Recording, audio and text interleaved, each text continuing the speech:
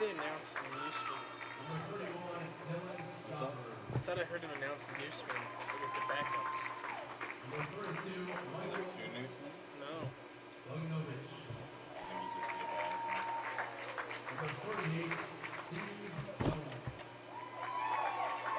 What number is Newsman? You got it wrong.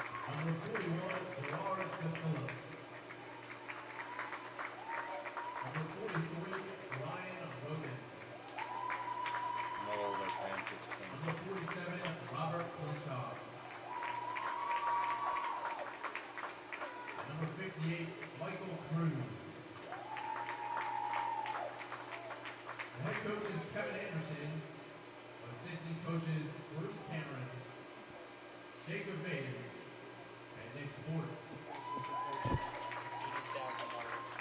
I remember you telling me that, yeah.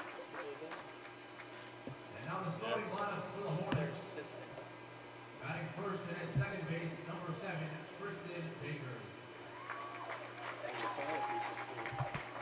There it is. Yeah, they were number one in the country. Yeah.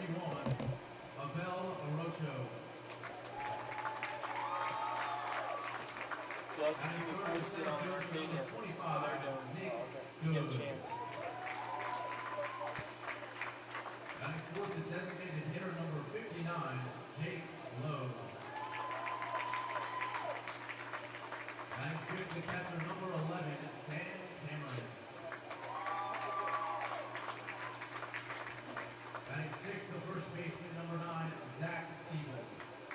See, the lineup's not right. We have Newsman, they're starting Thielen.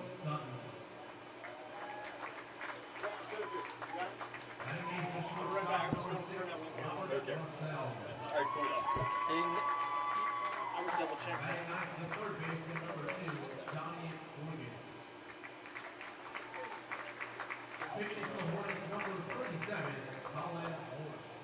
I would check with them. What position is it? First base. This says Newsman. Yeah, they announced Smells.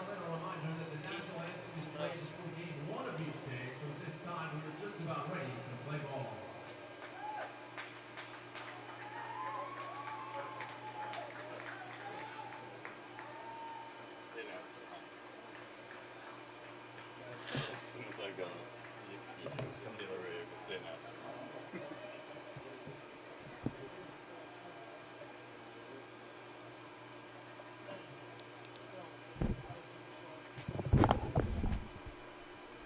He said he was going to start camp.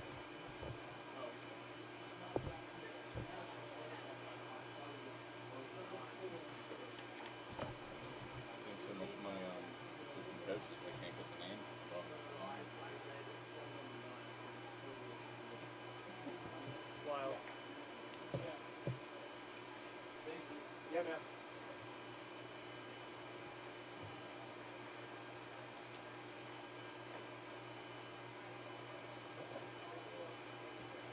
So you're saying is you want us to pay Coach P $8,000?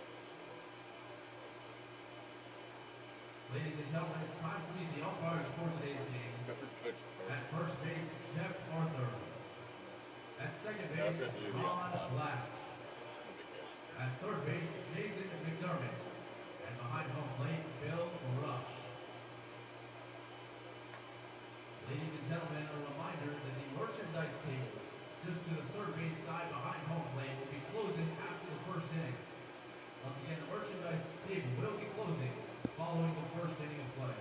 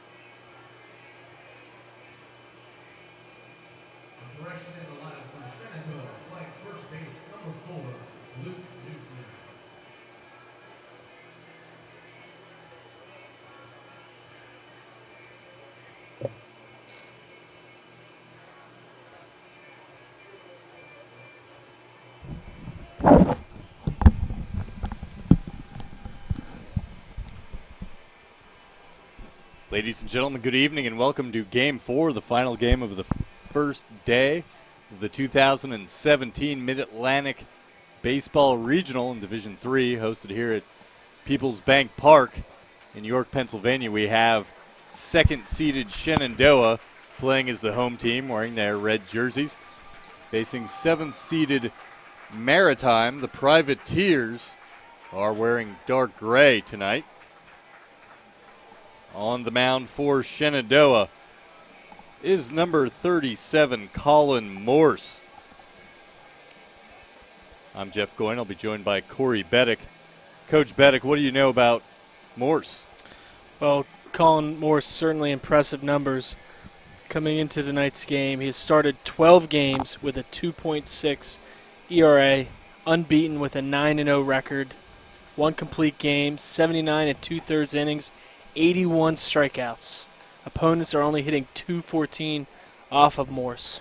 So it'll be a tough challenge for Maritime to get anything going against this power righty.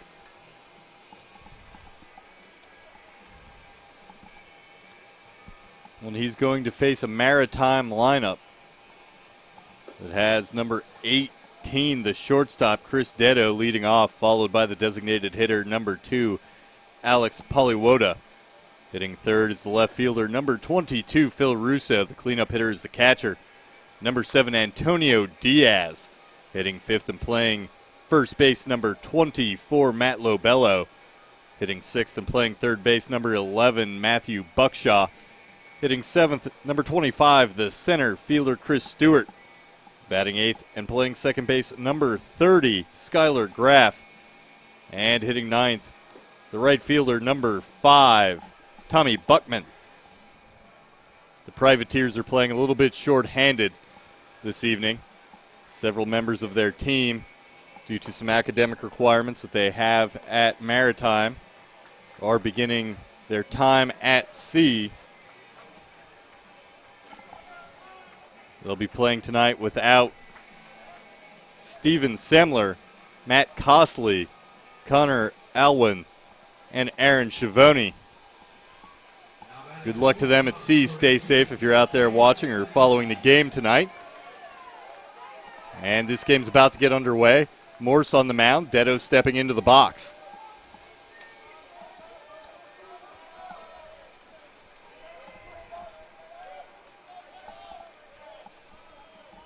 First pitch from Morse, the right-hander. Swing and a miss by Detto. Looks like Morse kind of has that Kershaw half-step jump. Yeah, he hangs a little bit right before he delivers the baseball. Can affect the timing of the hitter. That pitch taken for a strike. Gets ahead of Detto, 0-2. And that was an 88-mile-an-hour fastball on the outer half. Detto, a .409 hitter, 7 home runs out of the leadoff spot. Takes ball 1. Detto with 5 doubles, 38 RBIs, 8 for 8 on stolen bases. The 1-2 delivery fouled away. Detto stays alive.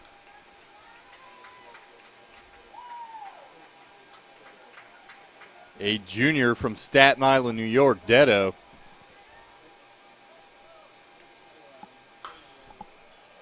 Hits one foul down the third baseline. Morse, the pitcher,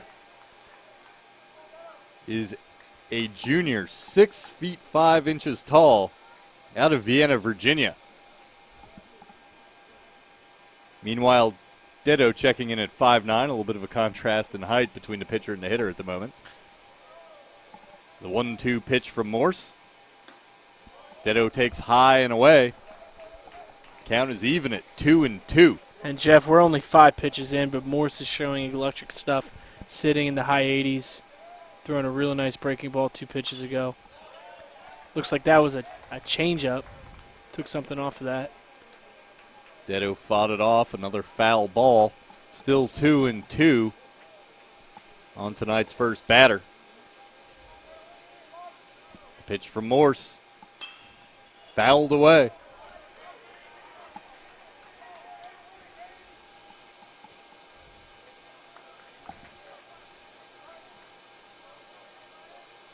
Detto, with 27 walks and 13 strikeouts this year, gets on base over 51% of the time, fouls another pitch off.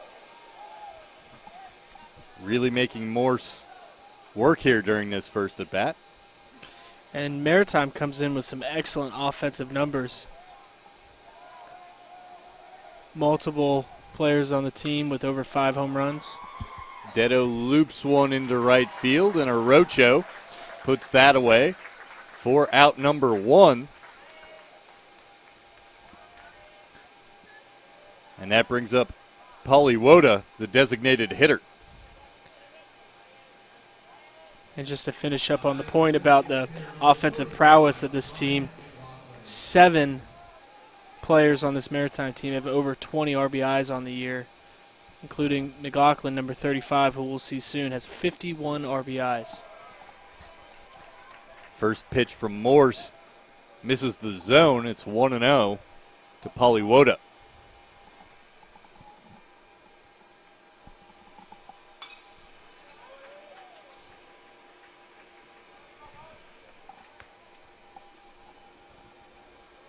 Oh, excuse me, I'm sorry, it's McLaughlin. I wrote the wrong name on my notes here. Apologies for that. 2-1 on McLaughlin. Long day, our third game of the day.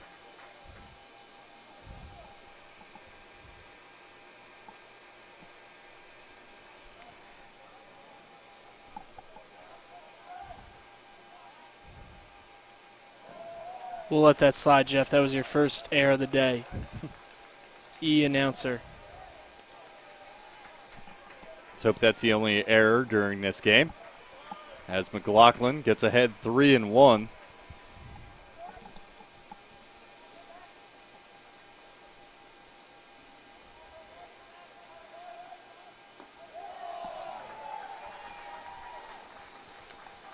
McLaughlin draws a walk. The senior out of Massapequa, New York, gets a one-out base runner. Now number 22, Phil Russo, steps in, the left fielder tonight. And if I'm Maritime, my game plan against a pitcher like Morris would be see pitches, try to get to that bullpen. If you can make him work like the first 2 hitters have, he might only be able to go 5-6 innings, get a chance to get to him and get to the bullpen. Russo takes for ball 1.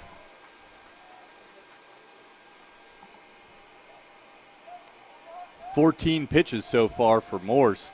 Like you said, these Maritime hitters really making him work. Here's a fly ball into center field. And moving over into the gap, Good puts it away for out number 2. And that's not to say that Shenandoah doesn't have talent in the bullpen, because they certainly do. But Morse has an electric arm, and he has to be one of, if not the best pitcher on the staff.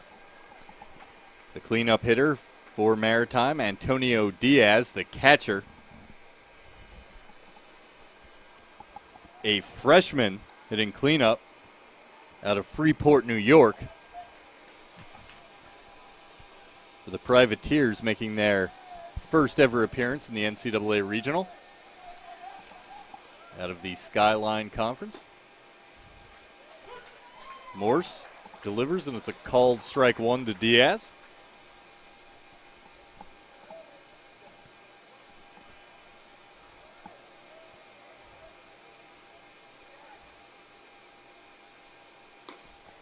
That pitch misses wide, and it's 1-1 on the Privateers catcher.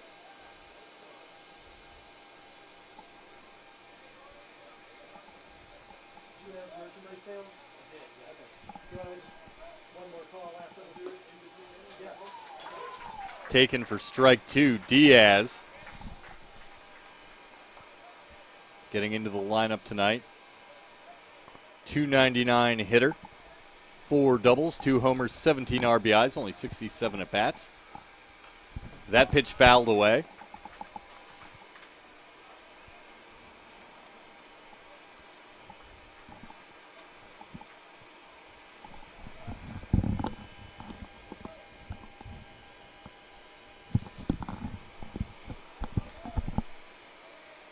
Diaz in the lineup because Semler, one of several players away at sea. Morse gets Diaz swinging. That'll retire the side. Maritime leaves one runner on as we head to Shenandoah's at bat in the bottom of the first. It's 0-0. We'll be back after this.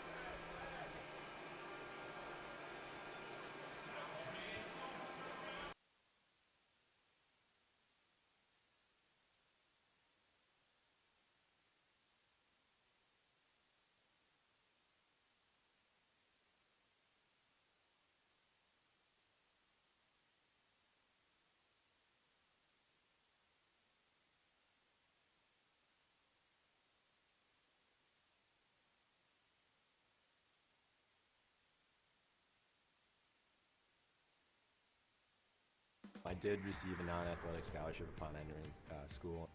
I got the presidential scholarship, which was huge for me. I think there's more opportunities for academic scholarships in Division III. I did receive academic scholarships. Just being involved on campus, being a leader, all those things combined kind of get me recognized. It's a great experience for me.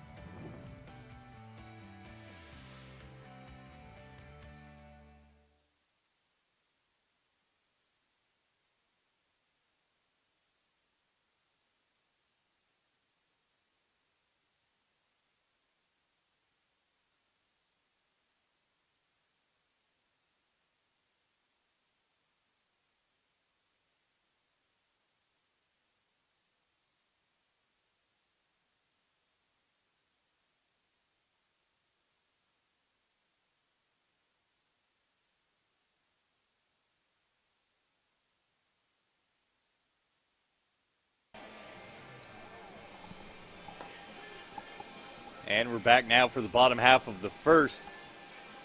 Warming up as the starting pitcher right now for Maritime is number 19, Anthony Dancona, a junior out of the Bronx, New York. Dancona on the season started 7 games, 11 appearances, 56 1/3 inning. Has a record of 5-1 with a 4.15 ERA, 3 complete games on the year, 41 strikeouts in those 56 innings, only 10 walks, and opponents are hitting .243 off of the right-hander. Leading off for the Hornets is Tristan Baker, number 7, the second baseman. Baker comes into the tournament batting .335 on the year, 26 walks against his 15 strikeouts. He'll take strike 1 from Dancona. Baker has 9 doubles and 22 RBIs, 6 out of 9 on stolen base attempts. Dancona and Diaz with a brief parlay. And this Shenandoah lineup, up and down the order, can hit. The pitch from Dancona. Swung on by Baker, grounded out to shortstop. Dedo across, 6-3 for the first out. Tell you what, that was a great play by Dedo. Not an easy play at all. If he stays back in his position, he's getting a short hop. He makes an aggressive approach, comes and gets the baseball. Great hands, strong throw across the diamond. And now with 1 out, Abel Arocho, playing right field this evening for the Hornets, steps in. From Glen Burnie, Maryland, a senior. Takes ball 1. He's hitting .341 this season. 6 stolen bases, 10 doubles, 3 triples, 30 RBIs. Takes ball 2. Rocho ahead in the count. Dancona with the 2-0 pitch. Swung on and missed. Yeah, that was a changeup from Dancona, and if he's going to have success against this lineup, he's going to have to work ahead, and if he doesn't work ahead, having a changeup like that will be an effective weapon. That one just missing. Arocho is now ahead in the count, 3-1.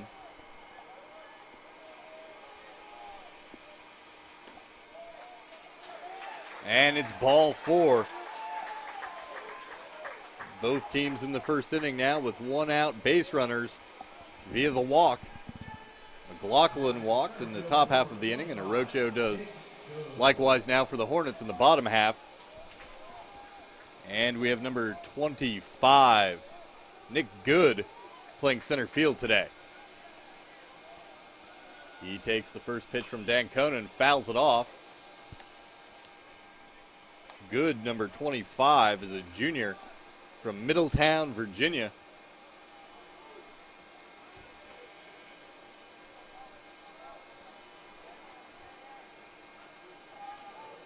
.347 hitter on the year. 15 doubles, 2 triples. Takes a pitch. It's 1-1. He's got 33 RBIs, 5 out of 7 on stolen bases.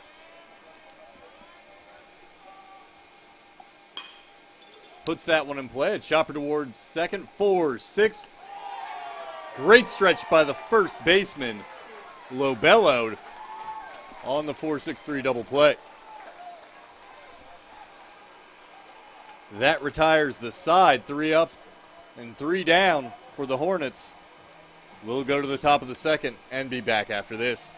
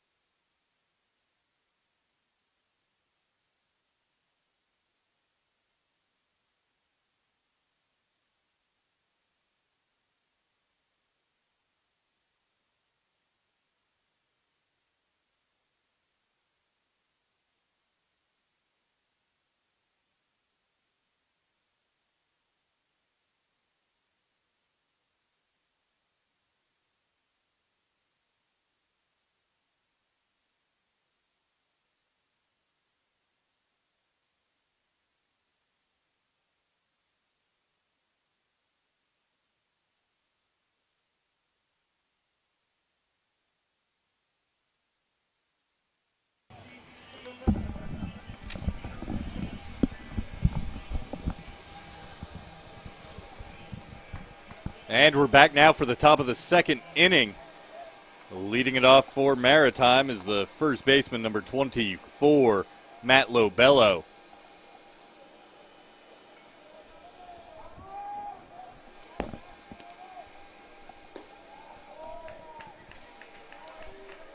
Takes ball 1. First baseman number 24, Matt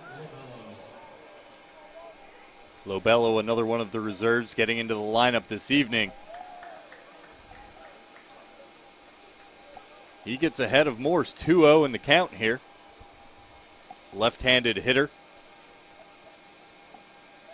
Delivery from Morse, taken for strike 1, 2-1. Lobello, a freshman out of Staten Island. Morse set in the pitch. Swing and a miss. Count even at 2-2. That was 86 miles an hour. And Lobello had an impressive stretch at first base. You have to end that bottom of the first inning on the double play. Pitch from Morse up high. 3-2, and now he's worked a full count on Morse. But that was, Coach, like you said, that was a great stretch to finish off that double play. That was going to be a close play at first, and he really finished that off. And now he finishes this at bat, drawing a walk to lead off the next inning. Great defensive play. Good at bat to start the next half of the inning. Batting the third baseman, number 11, Matthew Upshaw. Great at bat from Lobello, getting on base for his team. And number 11, the third baseman, Matthew Buckshaw, steps in. Buckshaw just 22 at bats during the regular season, but did have a double and a home run and walked 5 times. Takes a pitch for strike 1. He's a sophomore out of Oakdale, New York.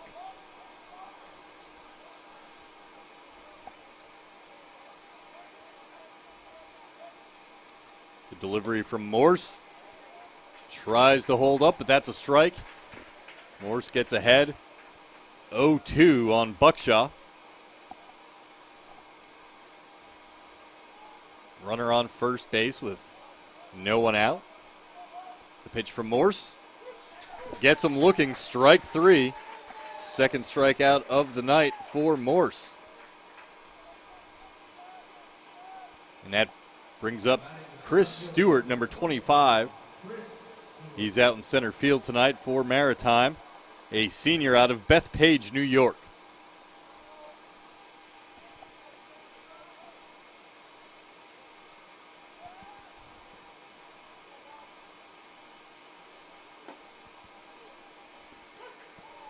Pitch taken for strike one. Stewart with 32 games played, just 14 starts during the regular season. Another guy that in limited time showed some pop, 3 home runs and 52 at bats. As he takes a pitch to even the count at 1-1. And Morse has been sitting 87-88 in the early going. One thing to keep an eye on, we touched on it in the first inning, he's up to 30 pitches already as that pitch is low and away in the dirt. Makes it 2-1. Didn't roll really very far away from the catcher, Cameron. And the runner, no movement down at first. Yeah, and I'm sure Coach Anderson would like Morse to throw more strikes, work ahead in the count, trust his fastball.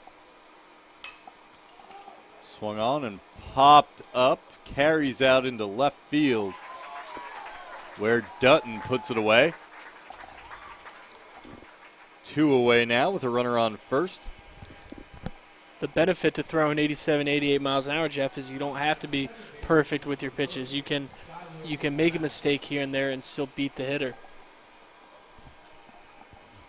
And now with 2 outs, Skylar Graff, number 30, the second baseman.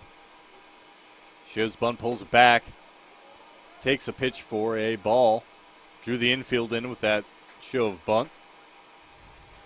Yeah, it looks like he was taken all the way. Not sure on that, but with 2 outs, obviously, you wouldn't show base hit bunt that early.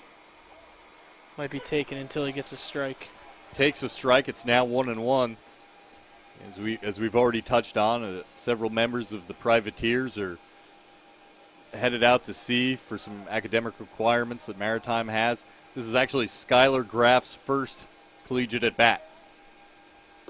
And it's here in the NCAA regional. How about that? 2-1 count. He's actually made 12 appearances as a pitcher for Maritime. And has pitched 16 innings in relief with a 2.20 ERA. He takes a cut at that one. It's now even at 2-2. Yeah, not so much fun to first college at bat facing an 88 mile an hour fastball. The freshman from Syosset, New York, calls time and steps out of the box.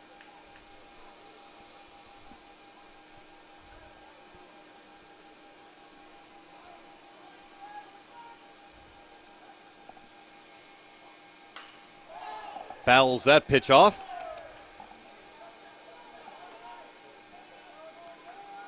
Count stays at 2-2.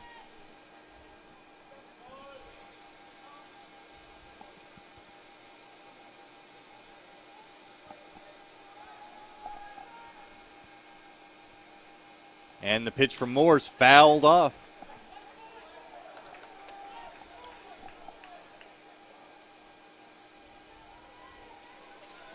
"5'8" freshman. Facing Morse, the 6'5" hard-throwing right-hander. That pitch way inside. Graff backs away, and the count goes full. And no matter how this at-bat turns out, it's certainly a quality at-bat for Graff to work a full count in his first collegiate at-bat. The runner will be moving on the pitch. Graff waits for the pitch from Morse. Here's the delivery. Swung on and chops a foul back towards the screen. We'll do it again.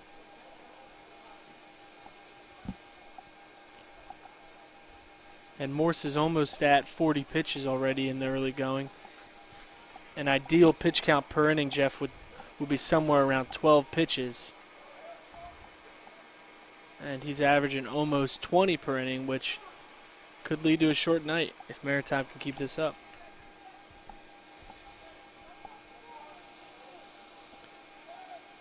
So that would put him probably about an inning and a half behind at this point, the pace of what would be that ideal pitch count. Graff reaches down for one. It's chopped in front of the catcher.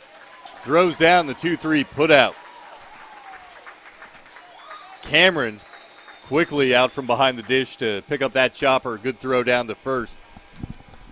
And that will retire the side. We're still scoreless through 1.5. Shenandoah coming to bat in the bottom half of the second. We'll be back after this.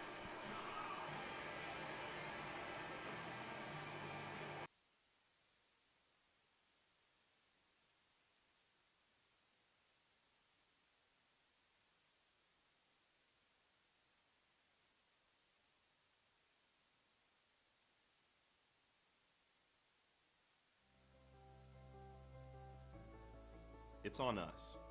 It's on all of us. And it's time to act now. It's on us to start the change. It's on us to be the change. It's on us.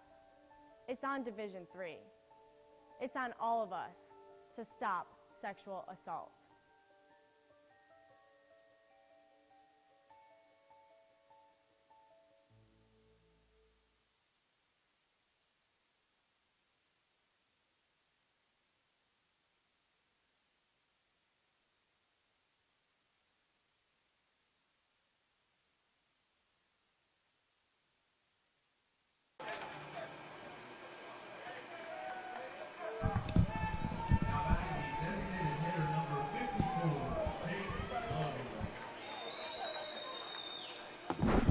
And we're back for the bottom half of the second inning. The second seed, Shenandoah Hornets up to bat. First up this inning is the cleanup hitter, number 54, the DH, Jake Lowe. Lowe, a senior out of Binghamton, New York. Swinging on the first pitch, line drive out into center field. Stewart comes up on that and puts it away for out number 1. And Jeff, it's ironic that Lowe's number is 54 because that's exactly the number of RBIs he has on the year in 44 games. 10 home runs, 54 RBIs. Certainly a tough out. That's huge to get him out on one pitch. Dancona, one pitch, one out. You're exactly right. And Maritime. That brings up number 11, Dan Cameron, the catcher. Takes strike 1. Cameron with a nice defensive play on the last out. During the Privateers at bat, hopped out behind the plate to field a chopper and throw it down to first for the final out of that inning. Now he's up here with 1 out. He's behind 0-2 to Dancona.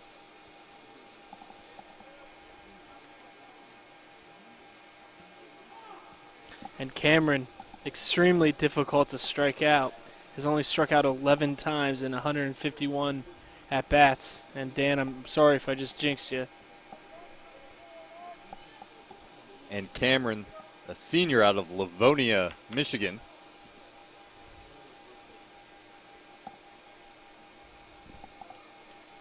Diaz and Dancona. Another little chat trying to get on the same page.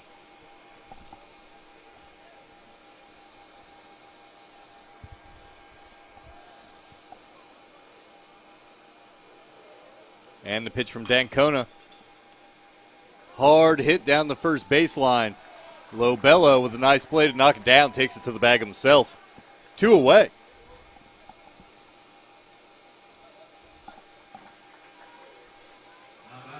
Brings up number 4, Luke Newsman, sophomore from Kingsport, Tennessee, playing first base tonight. Some states we hadn't had yet today, Coach. Michigan, Tennessee. And Newsman, in 31 games played, 22 starts, is hitting .469.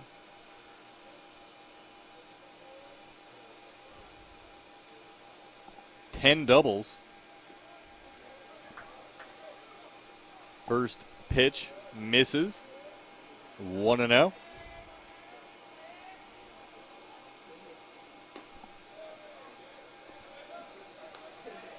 Misses again. And he's ahead 2-0 in the count is Newsman. Pitch from Dancona. Swung on and fouled away. And again, another 2-0 changeup from Dancona.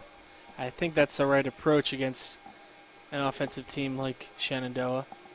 If you fall behind and you have a good changeup, keep them off balance. That pitch hit hard down the third baseline. Buckshot with a good play to stop it. Throws it over. Another 1-2-3 inning for Dancona. After the 5-3 putout. 3 up, 3 down. We'll head to the top of the third and be back after this.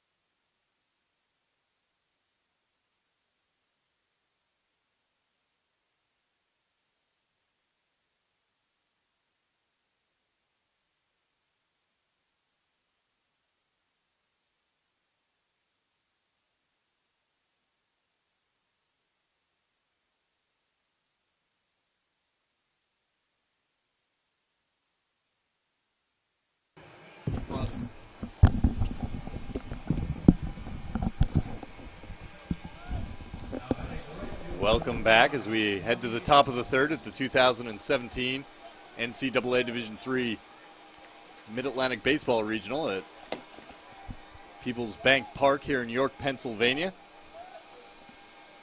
Number 5, the right fielder leading off for Maritime. That's Tommy Buckman, a freshman out of McLean, Virginia. He's behind in the count 0-1 to Morse. Now he fouls another pitch off. And the count moves to 0-2.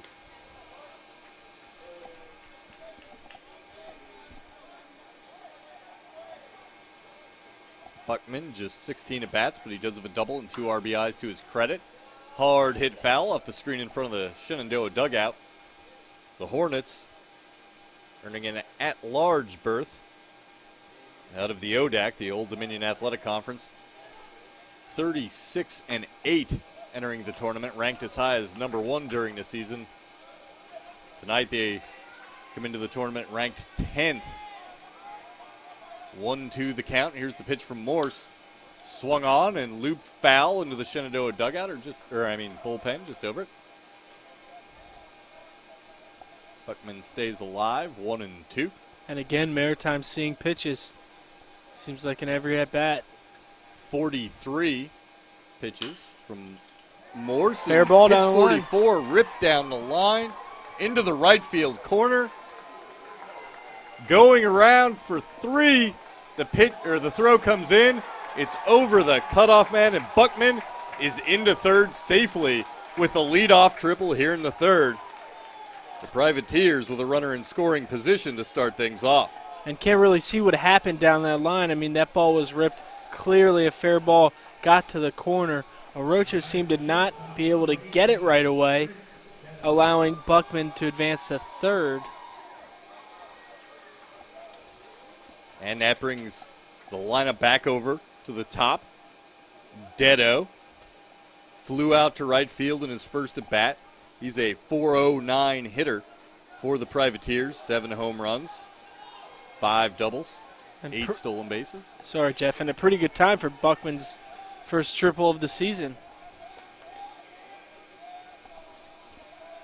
And here's the first pitch to Dedo. That's low and into left-handed batter's box. Ball 1. Really got to give Maritime a lot of credit so far. Not sure what we might see out of them. Playing a little bit shorthanded, but they have fought hard. Here's a little chopper to shortstop. The throw home. 1 hops. Safe. Cameron couldn't quite handle the hop and get the ball over to tag. It comes loose. 1-0. Maritime takes the lead on a what I believe will be a fielder's choice from Detto. Yeah, and Maritime caught a break there. Buckman didn't break on contact. He hesitated. The shortstop, Marcel, was planning on going to first, saw a late break from the runner at third, was able to throw home, short hop the catcher.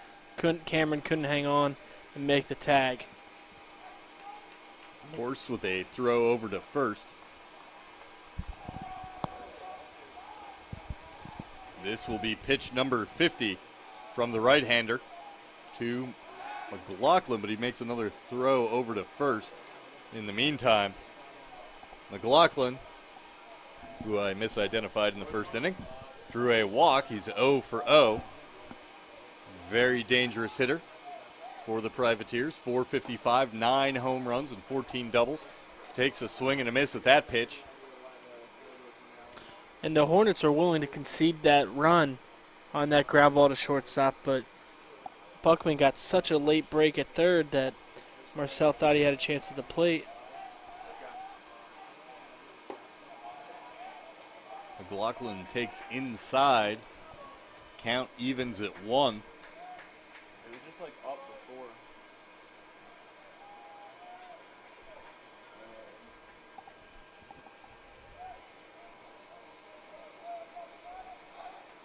Morse from the stretch. Throws over to first.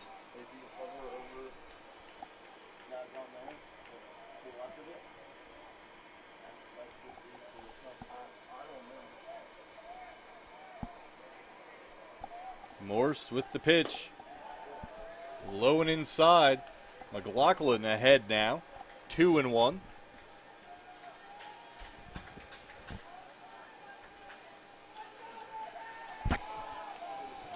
Pitch from Morse.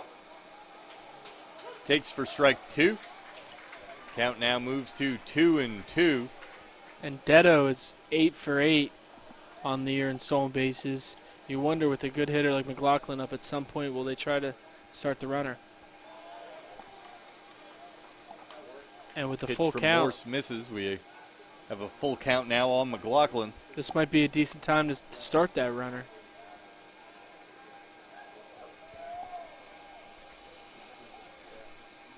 McLaughlin, the senior from Massapequa in New York.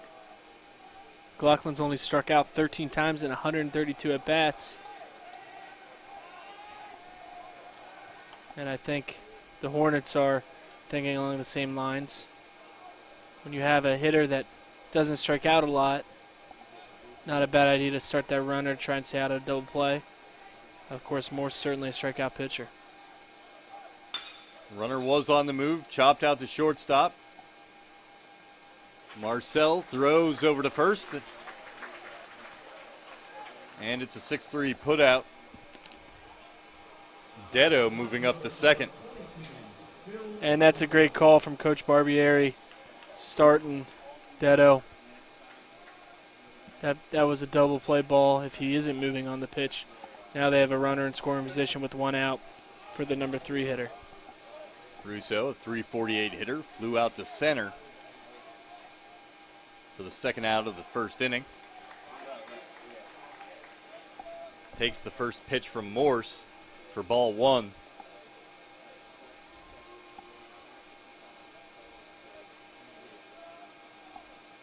Morse deals, swing and a miss. We've seen a lot of fastballs in the early going from Morse, but as he just showed right there, does have a nasty off-speed pitch. Big variation in speed, too, from the fastball. Here's the pitch and a swing and a miss. Russo finds himself behind in the count, 1-2. Morse looking for the second out here. Privateers have got one runner across already. Have a runner on second. This pitch fouled away by Russo. Still 1-2.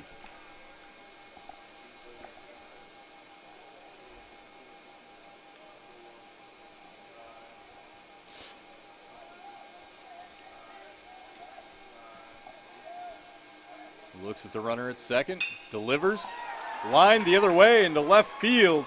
The runner's around second. They're sending him home. Here comes the throw to the plate. It's off the mark. Detto comes around to score on the base hit by Russo.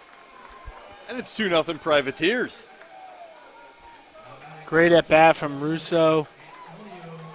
Fastball in the outer third, letting the ball travel, hitting it the other way, letting Morse's velo work for him. And Detto with a great read at second.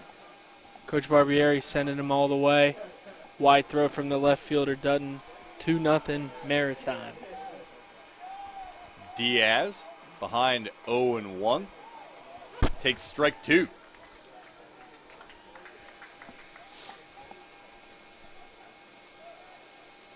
Came into the game just under 300 on the season. Struck out to end the first inning. Swings at an off-speed pitch.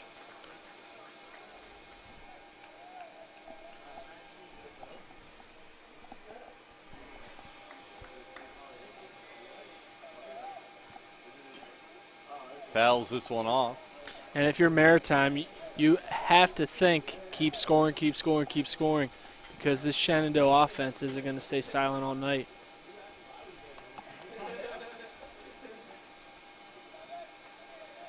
Diaz waits for the 0-2. Swung on and missed. Second out of the inning. Brings up Lobello. Yeah, Diaz there late on an 89-mile-an-hour fastball.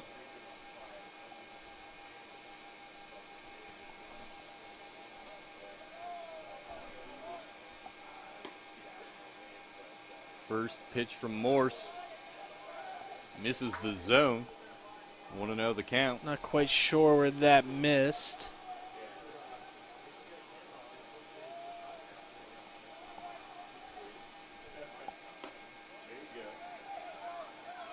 I think those off-speed pitches are crossing the plate up in the zone.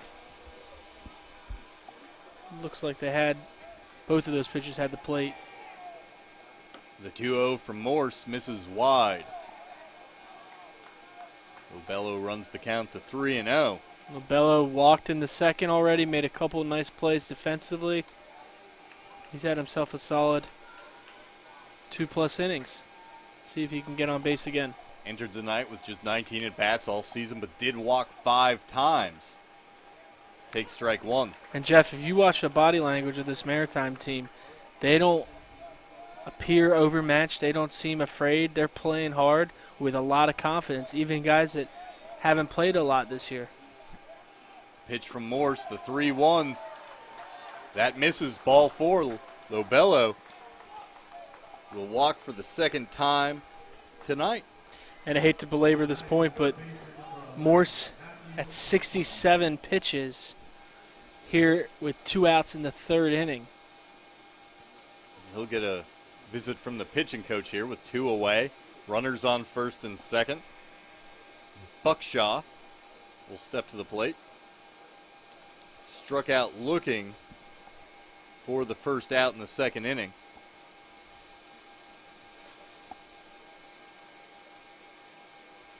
And just going back to my point about this Maritime team is we have some players with very few at-bats on the season, and watching their body language and confidence at the plate, you would think they've started all 37 games. Very impressed by this team.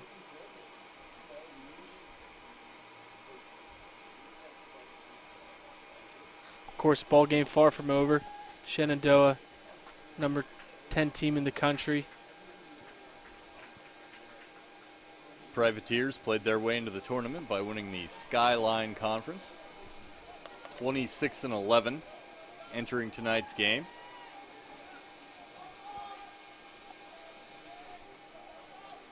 Morse with the pitch.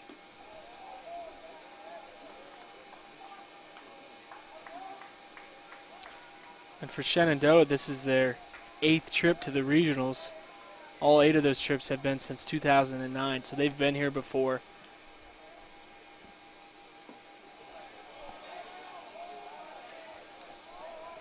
Morse now falling behind Buckshot 2-0.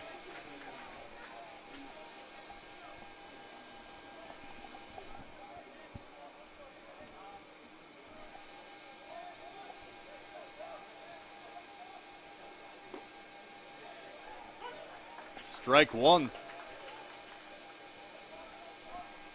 Buckshaw still ahead, 2-1 in the count. Morse has 2 outs, looking for the third before any more damage. Misses high and away on that one.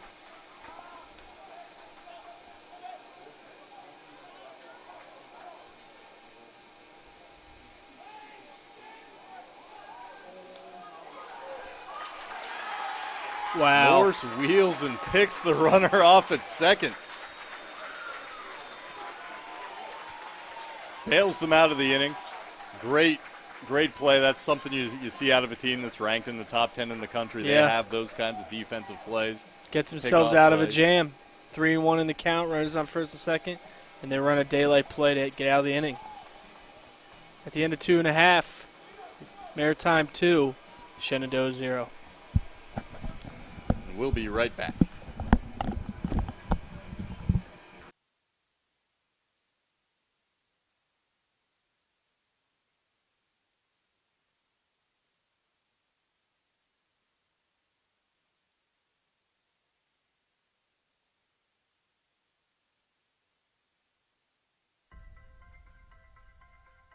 I'm a Division III student athlete, and I know how powerful words can be. The term gay doesn't mean stupid, lame, or less than. So I pledge to speak up if I hear the term gay used in a derogatory way or any other homophobic terms. If you can play in Division III. I'm a Division III student athlete, and my teammates unconditionally accepted me as part of their family. So now I pledge to do the same for others. If you can play in Division III.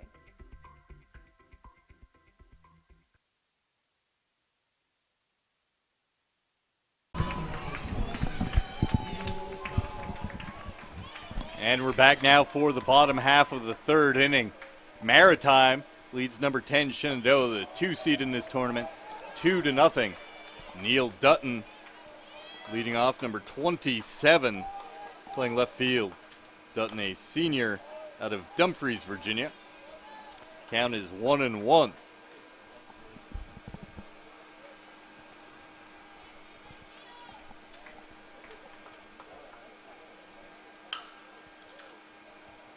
He lifts that one into right field, and it's over the head of Buckman.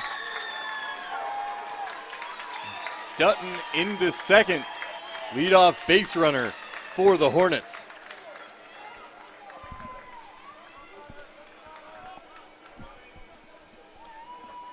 Now batting the shortstop, number 6, Robert Marcel. That has a runner in scoring position for number 6, Robert Marcel. The shortstop, he was on the receiving end of that pickoff play that ended Maritime's rally in the top half here of the third. And I'm not exactly sure what happened on that play. Seemed like the ball was up in the air, plenty of time for Buckman. Not sure if it hit his glove or not. We'll see how that's ruled.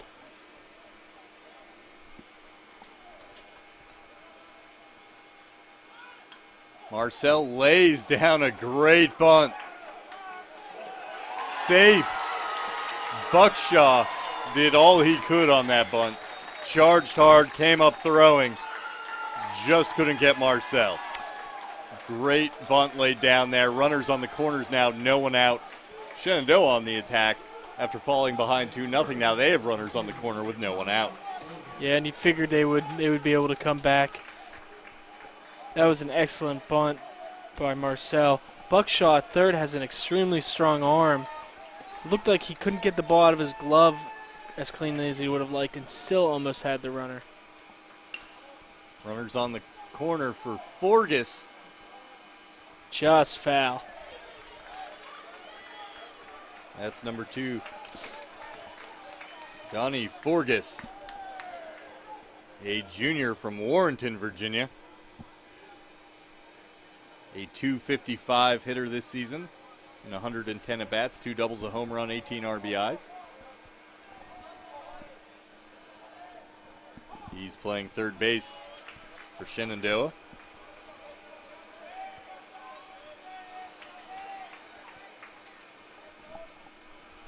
Dan Kona looks in. The delivery Chopped to Buckshaw at third. He'll throw across. And they get the runner at first. One away. Marcel moves up to second. It looks Dutton like held at third. It looks like Buckshaw was possibly expecting the runner at third to break. If he would have fielded it and gone directly to second base, he might have had a chance to get the runner there. Instead, throws across, gets a shore out. Dan Kona.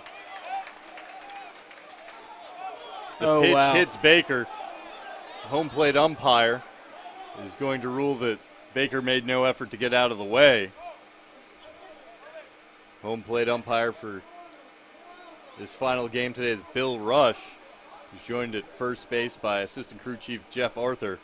Second base is Ron Black, and at third base is Jason McDermott. And this has been a point of contention all season at this level. The rule states that the hitter needs to make an attempt to get out of the way. However, that pitch was bearing down on Baker, a breaking ball that started behind him and hit him on the hip. I'm not sure what he could have done to get out of the way. Certainly seen things worse than that not called. So certainly surprised. Heated exchange there. Coach Anderson not happy about that. Now he's giving it a little bit to the third base umpire as Baker steps back in. Ball 2. Yeah, I think they got that call wrong. I think Shenandoah should have the bases loaded here. Runners on second and third. Ripped into left field. That's better than a hit by pitch. It'll score a run. Hard hit single by Baker. Knocks in Dutton. And that cuts Maritime's lead in half.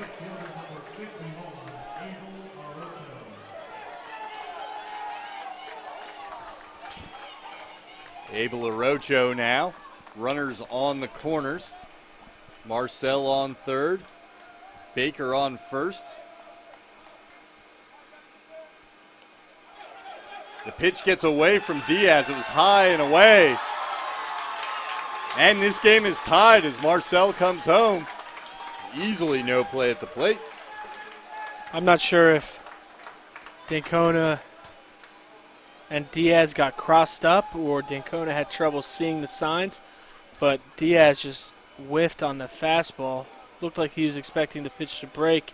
Never did. Hit the glove, it goes to the backstop. Runner able to score easily. Baker on second with one out.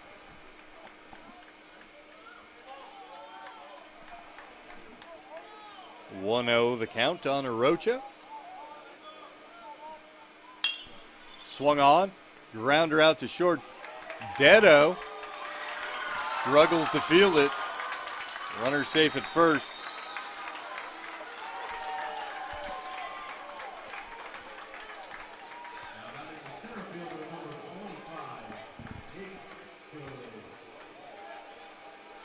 So a wild pitch allowed Marcel to score to tie the game. And you can't give a good team extra outs. We had to play in right field to begin the inning. Not exactly sure what happened. Had that play there. To beat a great team like Shenandoah, you need to limit them to 3 outs per inning and not give them any more than that. So in addition to that wild pitch that let them tie the game, now the error on the shortstop Dedo has runners on first and second with one away. Good ahead in the count, 1-0. Good hit into a double play in the first inning. He's laying down a bunt. That's in no man's land. They're going to get no one. Everyone's safe. Bases are loaded. The number 3 hitter for the Hornets, Good, hitting .347 with 15 doubles. Drops down a bunt. Bases loaded. I don't think Maritime was necessarily expecting that. Yeah, I wasn't expecting that. And great bunt. Got the job done. well-coached, fundamentally sound team. Can beat you in many different ways, and they're showing that here in this inning. If there's one guy you don't want the bases loaded for, if you're Maritime, it's Jake Lowe.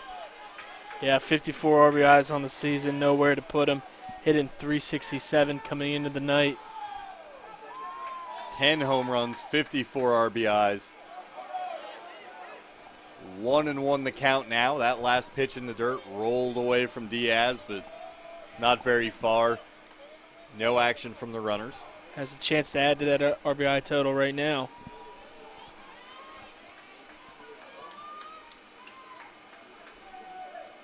Dan Kona looks in for the sign from Diaz. Lowe waits for the pitch. Here it is. Another one low in the dirt. And it's 2-1. This is a tough situation for Maritime. A good hitter like Lowe, you want to throw him breaking balls, but you fall behind with those breaking balls. Now you have the bases loaded. You almost have to come with a fastball at some point.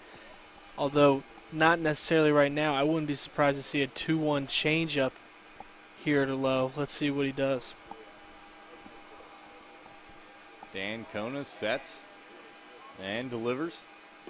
Swing and a miss. And he did get the changeup. Great pitch from Dan Kona. 2-2 now, the count on Lowe. Let's see what he comes with.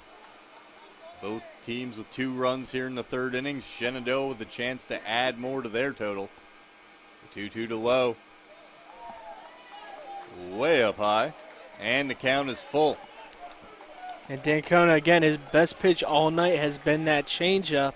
Does he have what it takes to throw it 3-2 with the bases loaded? I don't know. Let's see. The pitch popped up, foul, and it gets out of play. And he did. He threw the changeup again, 3-2 with the bases loaded. Really a lot of faith in that pitch, as you said, from Dan Kona tonight.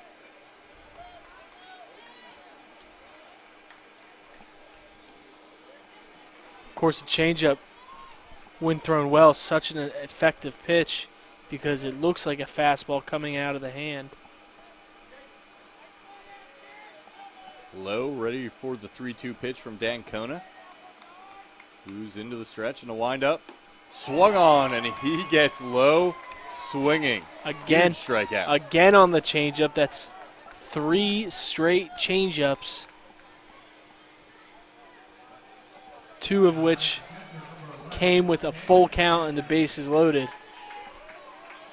Outstanding sequence by Dan Kona and Diaz, the battery for Maritime. And now Dan Cameron with 2 outs and the bases loaded. He was all over that one, but got a little too far out ahead of it. Hard line drive, just foul. Down in through the Shenandoah bullpen.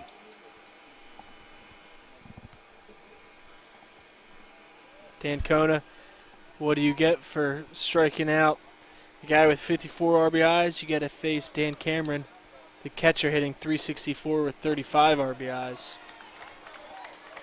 And Dan Kona misses upstairs for ball 1. 1-1 the count.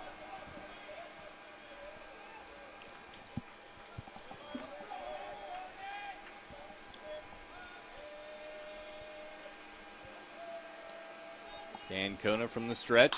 Cameron, a hard ground ball just wide of third. That could have rolled for a while. Looked like it might be fair when it first came off the bat, but it got just wide of third. Yeah, you're right off the bat, Jeff. It looked like it was going to be a fair ball. I think Cameron was just a little bit out in front, not hit as hard as we thought, had an opportunity to veer to the left. Pitch to Cameron, a chopper to short. Dedo across, gets him for the third out. That ball looked like it could have been trouble. Great play running across by Dedo on a slow hit chopper. And Dedo made an error that inning, but really, really impressive defensively. Well, that'll be the third out of the inning. Shenandoah ties the score but leaves some runners on base. We'll head to the top of the fourth. We're back after this.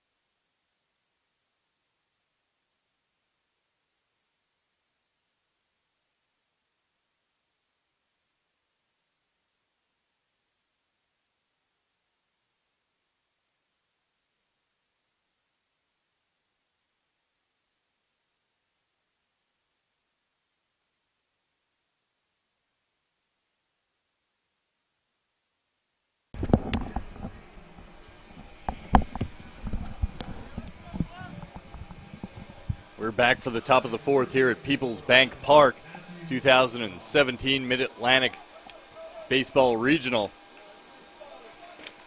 7th-seeded Maritime Privateers against 10th ranked and 2nd-seeded Shenandoah. Knotted at 2-2. Buckshaw leading off the inning. Offers bunt, but pulls it back. Ball 1. Buckshaw was at bat when they picked a runner off second for the final out last inning. Fouls that pitch away, 1-1. And that really seemed like a momentum shift in this game. Buckshaw was up in the count 3-1 with runners on first and second. Now who knows how that ends, but it's a slow chopper to the third baseman across. And the 5-3 put out. Buckshaw is retired.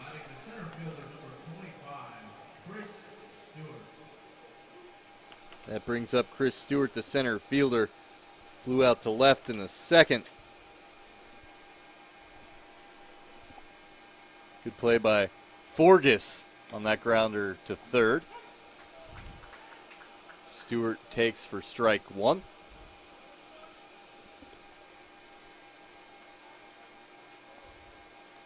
The pitch from Morse. Swung on and fouled back into the screen. It's 0-2.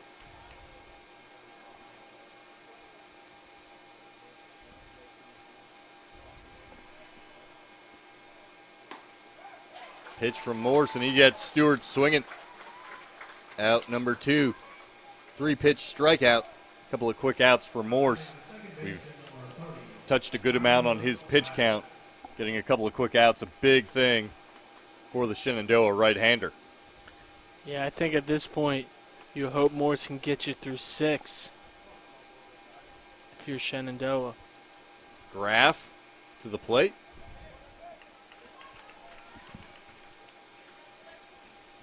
Graff hit a high chopper to end a pretty good at bat in the second for the final out of that inning. It was his first career collegiate at bat. Worked a really good at bat and just didn't come away with a hit or get on base anyway. But for somebody who hadn't had an at bat all year to be facing a pitcher the quality of Morse and put that at bat together was really something good there. And now he's worked the count to 2-1 against Morse here in his second at bat tonight.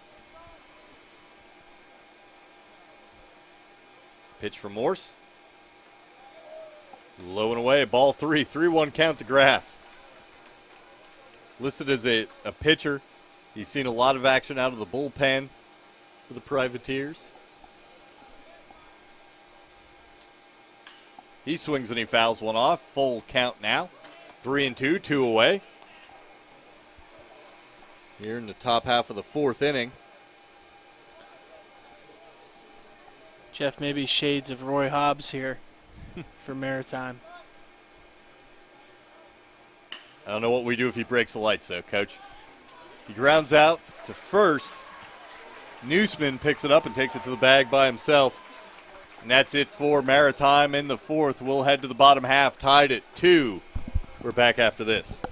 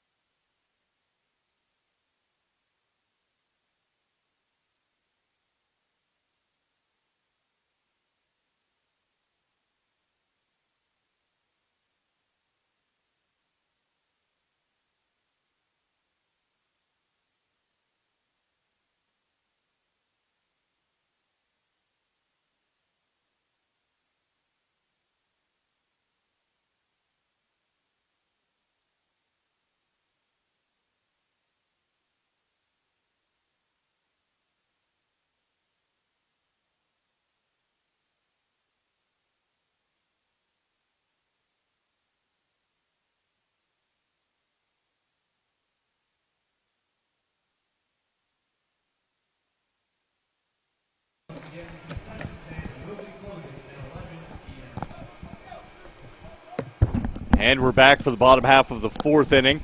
Shenandoah, the 2 seed, and Maritime, the 7 seed, tied at 2-2. Both teams scoring twice in the third. Both teams probably leaving maybe another run or two out there. And Dancona delivers to Newsman. Newsman grounded out to third base, ending the second inning. And if you're Maritime and you would have told Coach Barbieri that in the bottom of the fourth they'd be in a tie ball game, he'd take that in a heartbeat against a quality Shenandoah team. Newsman hits a soft line drive through the right side. That's going to be a leadoff single for the Hornets.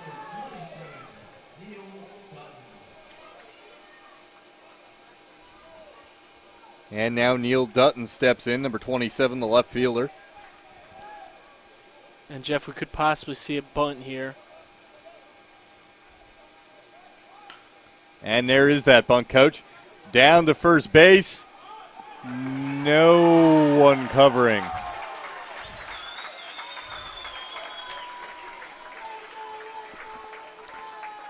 The second baseman, Graff, tried to get over there. That's one of those things maybe with Maritime. He hasn't played the field a lot. A little slow on his break over to first to cover, and we have runners on first and second now. Nobody out. Shenandoah tried to give him an out. This could be trouble for the Privateers. And here comes another sacrifice bunt, Jeff. They're going to sacrifice bunt here with first and second, nobody out. And referring to that previous play, the pitcher's got to get over and cover first on that bunt. Marcel does square around, but the pitch is high. Ball one.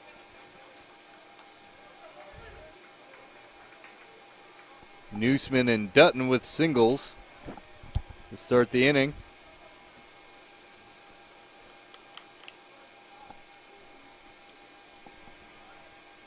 Marcel ahead in the count against Dancona, 1-0.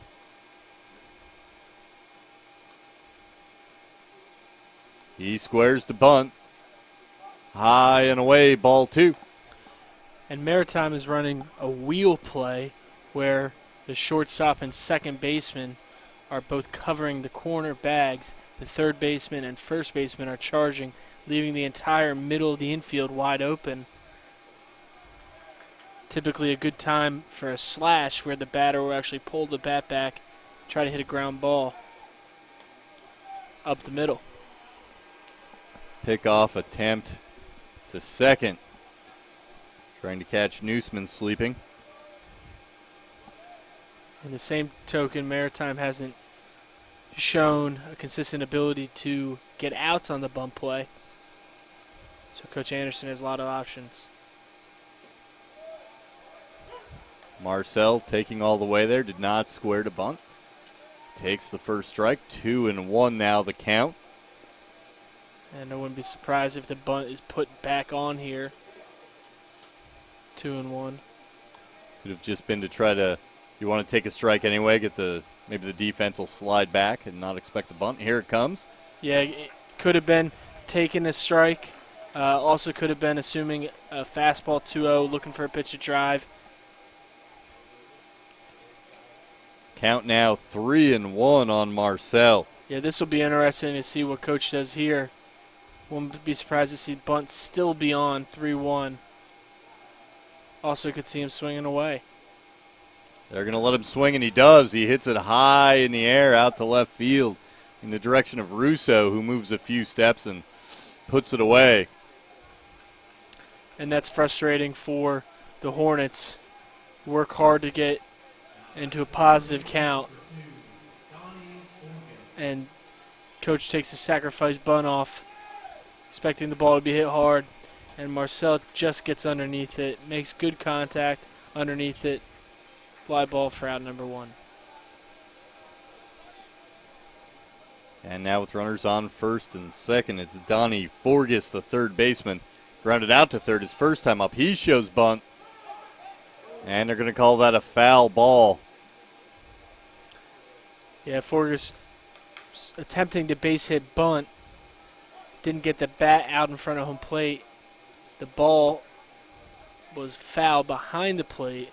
The catcher Diaz tried to pop up from a stance and get it fair. Unfortunately, it was not The 0-1 delivery from Dancona. Low and away. We've touched a lot on Morse's pitch count. We haven't mentioned Dancona's to date. He's only at 47, so that kind of shows that contrast between how hard Morse has had to work to get through the same amount of batters as Dancona. Pitch to Forgas. Hit hard, one hopper to second. Graff bobbles but gets it to second for the out. That was a hard hit ball at the second baseman. And I'm sure Graff would say that he expects to field that cleanly. If he fields that cleanly, that's a double play out of the inning. Again, a guy who hasn't played the field, has pitched, not used to making that turn and feed to second. This will bring up the top of the order by not getting that double play. They turn the lineup over.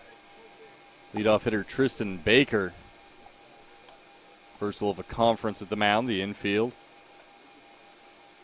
Talking with Dancona. Baker last time up.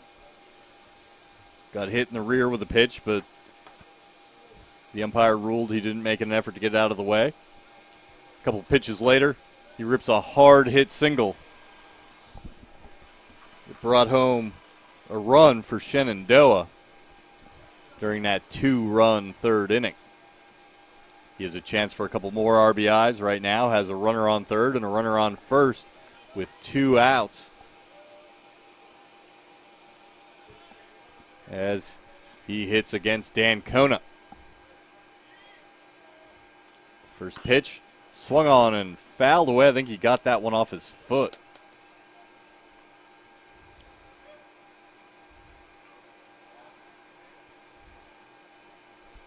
Jeff, I wouldn't be surprised at some point this at bat to see some action.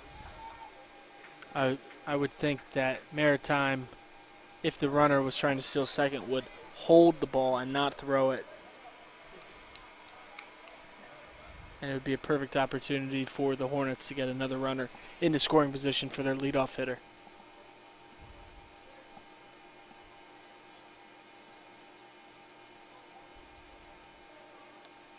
The 0-1 from Dancona. Hit into the air out into center field. Stewart moves in. And that's the third out as he puts that one away. Shenandoah gets a couple of runners on. Can't get anyone in. It's still 2-2 as we head to the top of the 5th. We'll be back after this.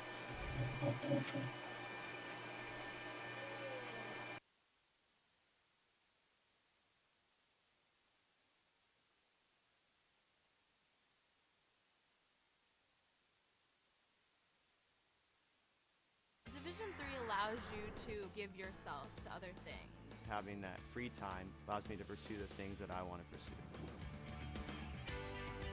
Division III athletics affords students the opportunity to, engage in the other interests in their campus and in their lives outside of that sport. It allows you to just be able to do everything you want to do. I wouldn't change it for the world.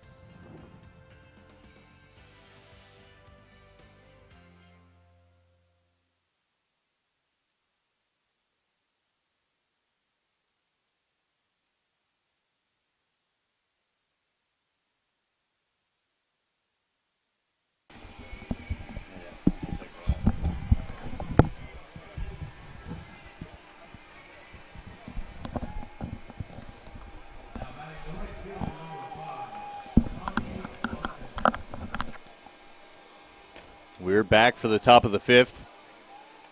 7th-seeded Maritime and 2nd-seeded Shenandoah tied at 2. First pitch from Morse to Tommy Buckman is over for strike 1. Buckman, the right fielder, tripled. Fouls a pitch off, 0-2.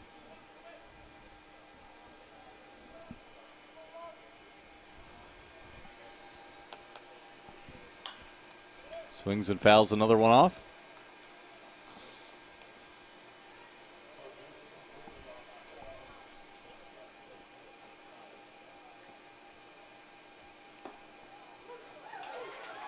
And Morse gets him looking.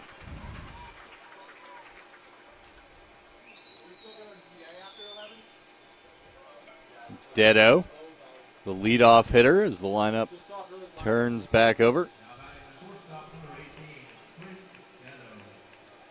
Dedo flew out to right and reached on a fielder's choice in the third. Knocked in Buckman during that third inning. Dedo later scored the second run. Swings at the first pitch here, fouls it off down the third baseline into the Shenandoah bullpen.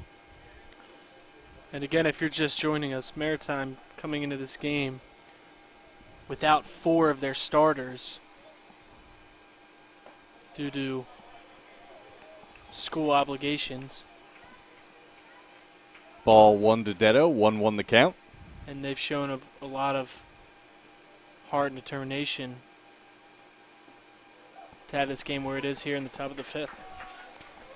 Morse gets the breaking ball over. He's ahead of Dedo now, 1-2.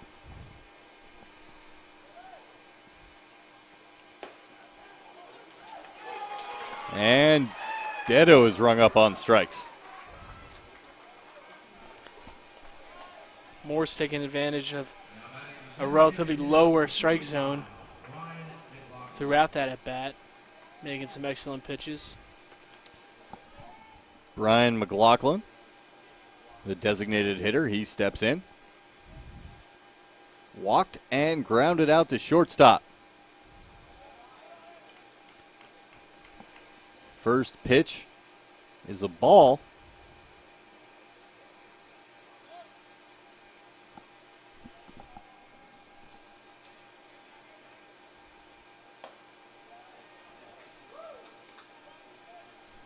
And McLaughlin is now ahead 2-0. That pitch was outside the zone. Morse delivers. Strike 1.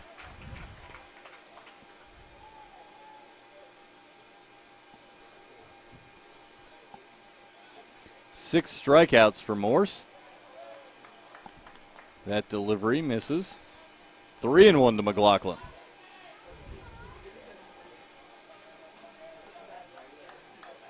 McLaughlin with 10 walks on the season. Swings at that 3-1 pitch. Count is full, 3 balls and 2 strikes, 2 outs. Nobody on here in the top of the 5th inning. Pitch from Morse. That's out wide. He loses them for the walk. That's a 2-out base runner. McLaughlin with his second walk of the night. Morse now up over 90 pitches. Still no action from the Shenandoah bullpen.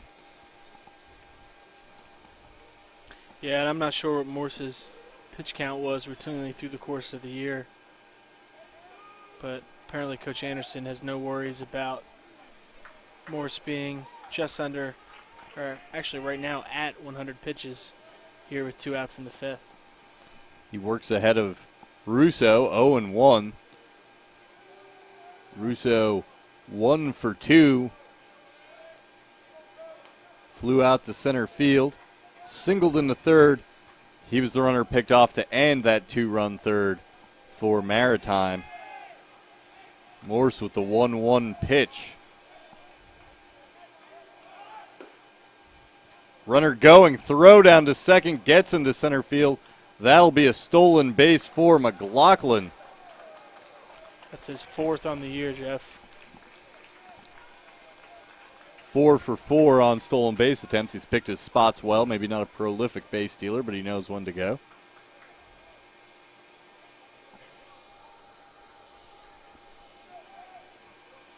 Russo behind in the count, 1-2. Morse looks in, checks the runner, and here's the pitch. Breaking ball. I like Misses that wide and high. I like that decision to run. Try to get a runner in the scoring position with 2 outs. Give him a chance to score on a single from Russo. And then Russo, you have a .348 hitter, 22 RBIs. He's one of the regulars who who's here tonight to play. That ball fouled off to the left side. Now, it won't necessarily happen because the count is already at 2-2. But if I'm Shenandoah, I'm not letting Russo beat me again here with an RBI single. The left-handed Russo up now. The right-handed Diaz on deck. And there's a single off the bat of Russo into left field. They'll have to hold the runner up at third, though. Much too shallow to risk sending the runner. He would have been out by 40 feet. Coach Barbieri was looking for any reason to send McLaughlin. I think when all said and done, he made the right decision. Second hit of the night for Russo. That brings up Diaz, the catcher. He struck out swinging in the first and again in the third. Coaching visit to the mound.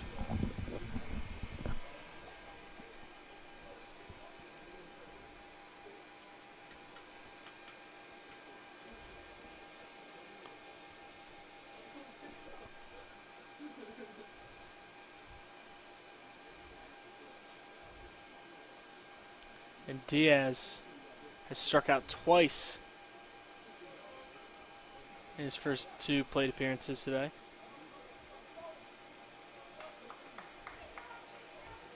If you're Maritime, depending on what happens here in this first pitch or two, you might see Russo at first base move, perhaps an early steal, force a rundown, perhaps a delayed steal, doing something to try and get that run across. First pitch to Diaz. He gets the bat on the ball. It's a slow roller into the hole. Marcel can't come up with it. He knew he had to hurry. Didn't pick it up cleanly. That gets a run across. Maritime's back ahead 3-2. Sloppy play from Shenandoah. The catcher running. Fields that cleanly, has plenty of time. I think Marcel pulled his head up to see where the runner was before the ball was in his glove, bobbled it, ran out of time. Runners on first and second now for Lobello. He's walked twice. Morse gets ahead of him this time, 0-1. The pitch from Morse, swung on and fouled straight back into the screen. And again, you look back at how this run scored. McLaughlin, I believe it was a 2-out walk. Steals second base. Russo singles to left field. Runners at first and third. Play's not made. All of a sudden it's 3-2. If that run doesn't steal second, completely different inning. So great job by Coach Barbieri and Brian McLaughlin stealing second base.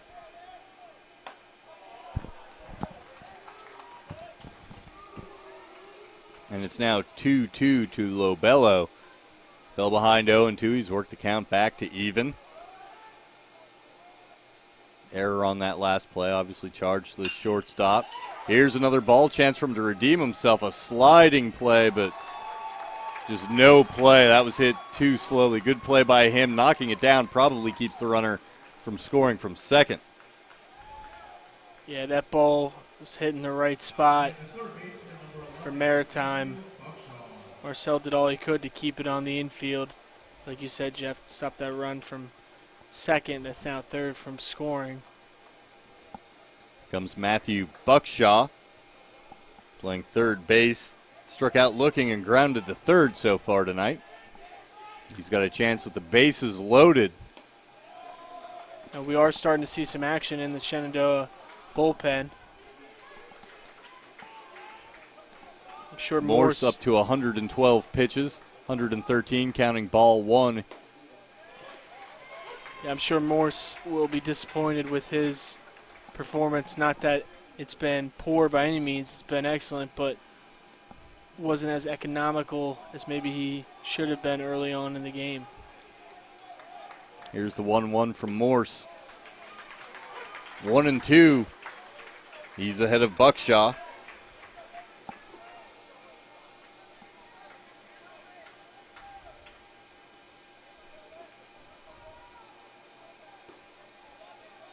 like Morse might cruise through this inning. Got the first two batters looking. And since then, 4 straight batters have reached base. But he gets Buckshaw swinging to get out of it. Get out of the bases loaded jam. Maritime gets one across, and they've taken the lead 3-2 over Shenandoah. We'll be back after this.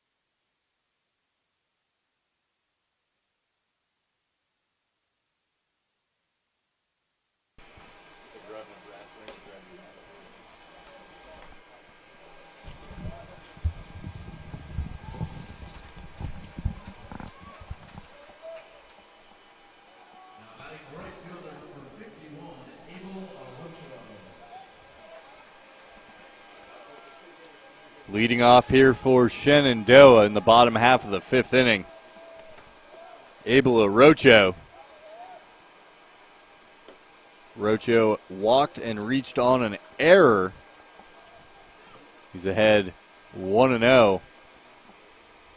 Dancona entered the inning at 52 pitches, thrown one more, 53. Here's 54. Looped foul. And out of the range of Russo, the left fielder.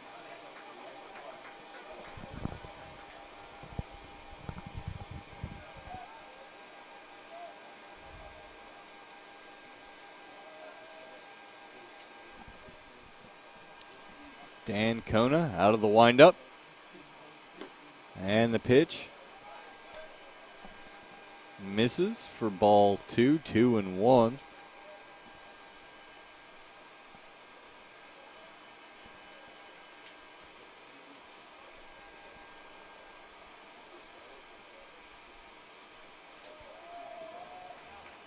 Breaking ball down in the dirt. Bounces away. 3-1 now to Orocho. I think it's important that Dancona really goes after Orocho. Orocho's a good hitter, but with the hitters behind him, Good, Lowe, Cameron, Newsman, you really don't want to be putting runners on base ahead of those excellent hitters. Orocho, one of 3 batters in the Shenandoah lineup with at least 25 walks. And he watches a strike. 3-2 the count. I think that's a good pitch and also a good take. Ball's on the outside black. Pitch from Dancona. Low. Orocho on with the leadoff walk.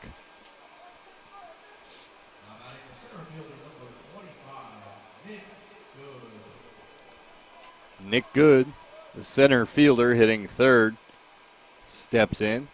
Bunt single last time up, grounded into a double play in the first, 1 for 2 on the night. Comes up with Orocho on first base after the leadoff walk. Dancona, as Good shows bunt.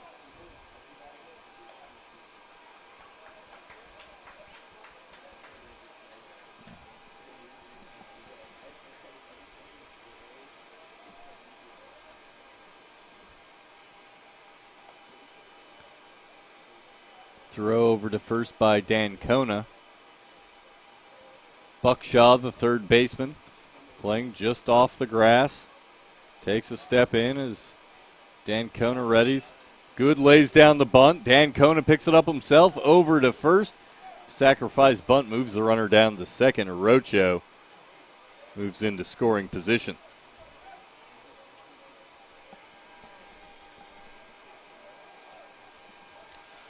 Yeah, Jeff, interesting.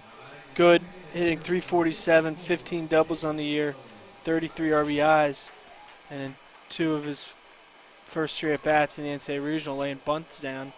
I think Coach Anderson showing his faith in his entire lineup.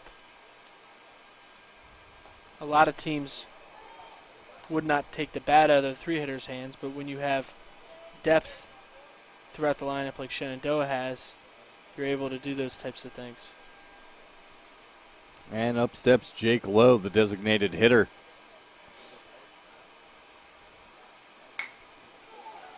He pulls one into right field. He's going to hold up with a long single, but he gets Orocho in, and we're tied again at 3. And that was a breaking ball. Lowe was able to stay back, drive the ball into right field, made an adjustment from his first 2 at-bats.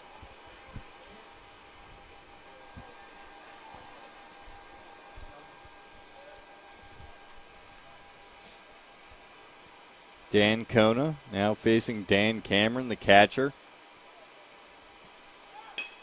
Hit and There's run. a chopper. Lobello to Dancona. Dancona outraces Cameron to the bag. Lobello has played some defense down there at first base tonight.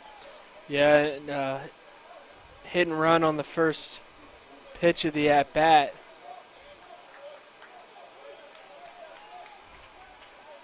Really the goal there for right-handed hitting Cameron is to hit the ball to where the second baseman would be because he's vacated covering the bag. Fortunately, Cameron couldn't get it to the second baseman. Hit it right at Lobello. Lobello makes a great play to get it over in time. And a chopper right back to the pitcher Dancona off the bat of Newsman for the 1-3 putout to end the inning. Dancona gives up 1, and we're tied at 3-3. Heading to the top of the 6th. We'll be back after this.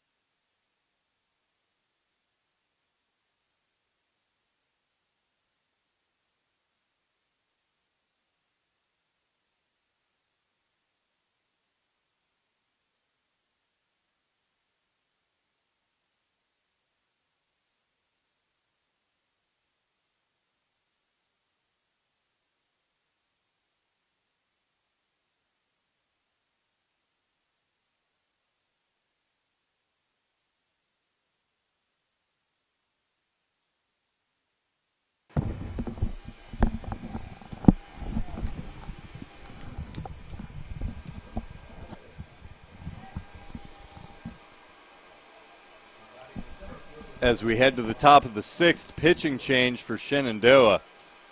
Number 24, Matt Burns, a lefty, a sophomore out of Cordova, Maryland. And Burns has appeared in 17 games with a 2-0 record, 3.66 ERA, 19 and 2/3 innings. Opponents are hitting 240 off of him. 13 strikeouts, 11 walks.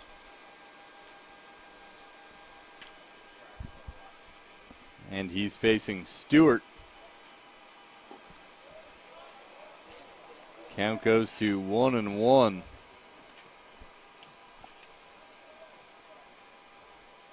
Center fielder for Maritime, 0 for 2, flew out to left and struck out swinging. Takes strike 2.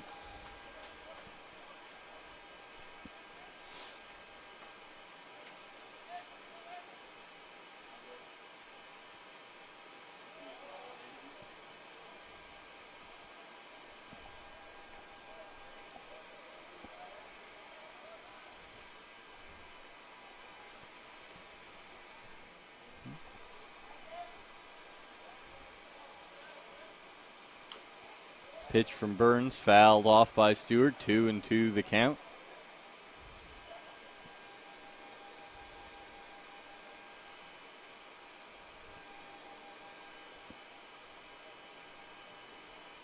Stewart with 3 home runs on the season. There's a ground ball out to second. Fielded and thrown over for the out by Baker. 1 away. Burns gets the first batter he faces to ground out, and that brings up Skylar Graff, number 30. Second baseman for Maritime. Grounded out to the catcher, grounded out to first. Swings at the first pitch and fouls it away.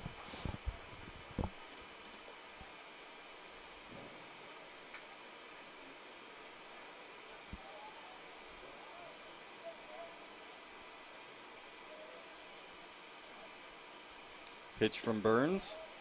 Misses.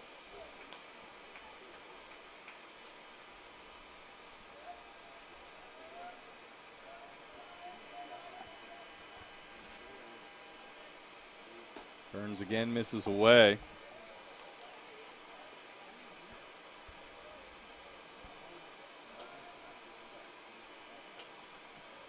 Two and one the count. Fouls that one off. Ref sits at 2-2 in the count now against Burns.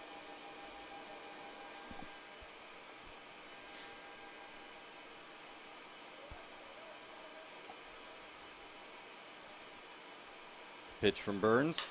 Swung on, chopped out to second. Baker sits back on it and throws over. 2 batters, 2 ground balls to second for Burns this inning. Nice play by Baker. Reading the ball off the bat, had to adjust his feet, back up on it to get the big hop. Still plenty of time to throw Graff out at first. And that brings up the freshman Tommy Buckman, number 5, playing right field. Burns misses low and away. Ball 1.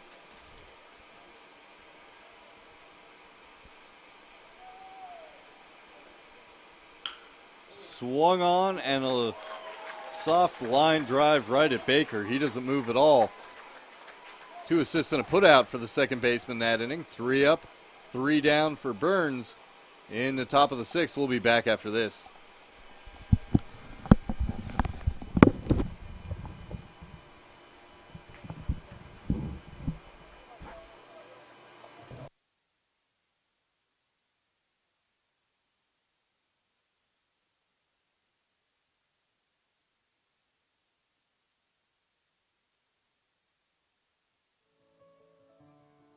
This is our It's On Us pledge. It's on us to make a personal commitment to help keep all people safe from sexual assault, regardless of race, gender, sexual orientation, or ability. Not to be bystanders to the problem, but to be leaders of the solution. We invite you to join us in this campaign by informing your campuses about the It's On Us mission.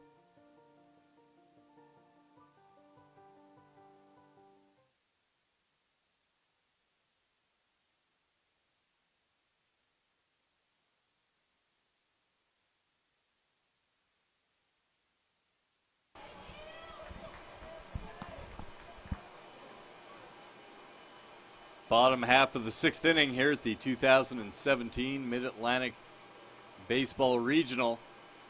People's Bank Park in York, Pennsylvania, home of the York Revolution. Leading off the inning for the Hornets is number 27, Neil Dutton. Second-seeded Hornets. Seventh-seeded Privateers of Maritime in New York. Tied at 3-3.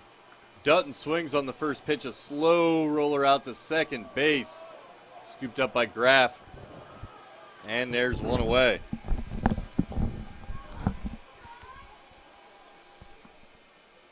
That brings up Marcel.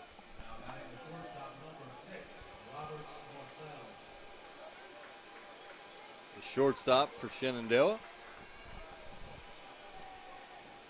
Singled in the third, scored on a wild pitch. It was a bunt single. And flew out to left. Dan Cano gets ahead of him, 0-1. Here's the pitch. Swung on. And lined out to Lobello.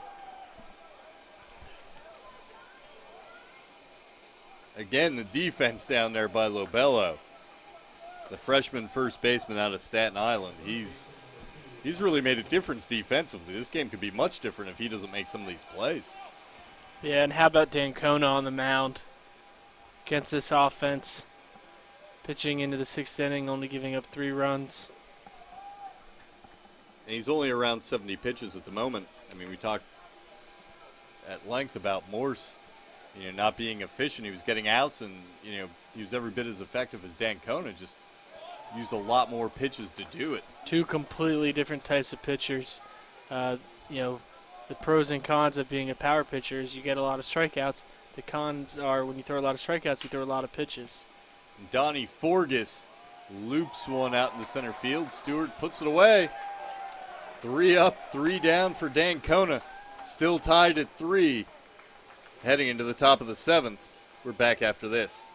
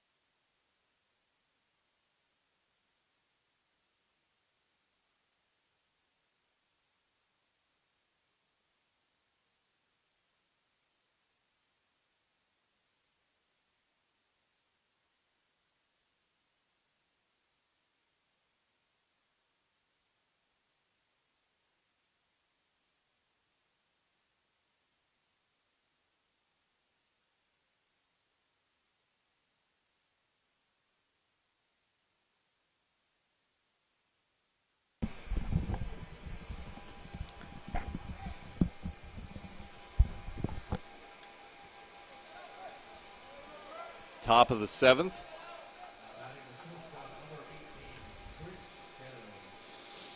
Top of the order up for the Privateers. Dedo, the shortstop, struck out looking his last time up. Also flew out to right and reached on a fielder's choice. He's 0 for 3 this evening. Burns still in the game. Misses upstairs for ball 1. We've had some great leadoff hitters today, but it hasn't been their day. Dedo's 0 for. E-Town's talented leadoff man went 0 for 5. Some rough days for some of these guys coming in with some of these gaudy batting averages. We'll see if Dedo can get himself a hit here or get on base. Yeah, we're a long way away from this game being decided, but looking back at the first day of the Mid-Atlantic Regional, I'd have to say what jumps out to me is the teams that have been successful were teams that were able to come up with big 2-out hits with runners in scoring position. Teams that struggled were teams that didn't make routine plays defensively. And teams that struggled were teams that didn't throw strikes consistently. 2-2 pitch to Dedo. Hit high in the air out to center field. Good, drifts towards right field and puts it away for the first out of the 7th. Designated hitter Brian McLaughlin steps in. He's 0 for 1 with a pair of walks. Also stole a base and scored a go-ahead run for the Privateers, which was then matched by Shenandoah. And the result is a 3-3 tie here in the 7th. McLaughlin ahead 1-0. And moving forward into the weekend, I would expect defensive play to improve. You got to think first day of the NCAA regional, a lot of nerves out there. Some individuals haven't played in this type of environment. That as we move along through the weekend, they'll get more and more comfortable playing the way they're capable of, including some of those elite hitters that just haven't gotten the job done today. And McLaughlin pops that one up high in the air. Second baseman Baker drifts onto the infield grass and puts it away for the second out. That brings up Russo.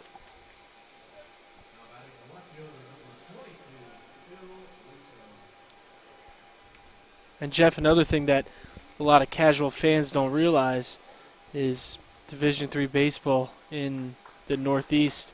There aren't a lot of night games because of the weather, because of the temperature. So for some of these teams playing night games, they're not used to, having to deal with lights and balls getting in the lights and having to deal with shadows and things that these teams have had to deal with throughout the day. Pitch from Burns.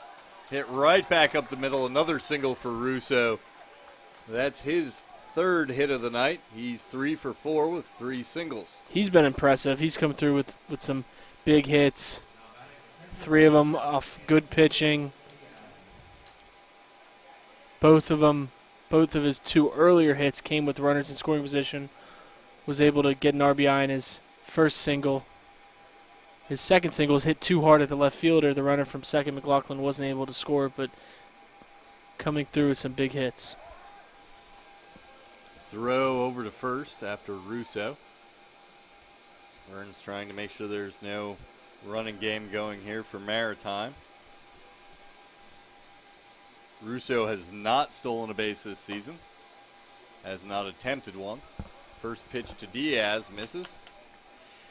And if there was any chance you could swipe this bag, now would be the time to go. Again, you got the number 2 seed in this regional on the ropes. Chances of getting an extra base hit from this spot in the order isn't extremely likely. Would love to get that runner to second base to be able to score on a single. Diaz 1-1 after a swing and a miss. Here's the next pitch from Burns, and he fouls that one back.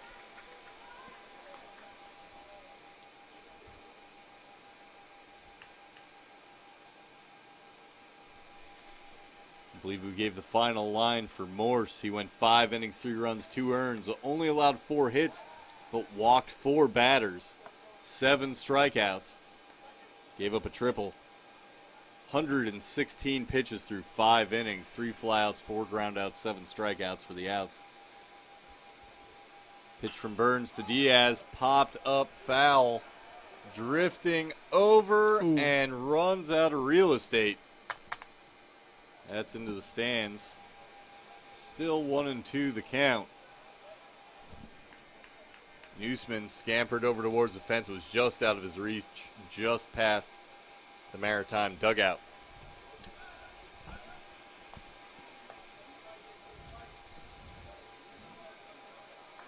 Diaz struck out twice. Reached on an error by the shortstop last time up.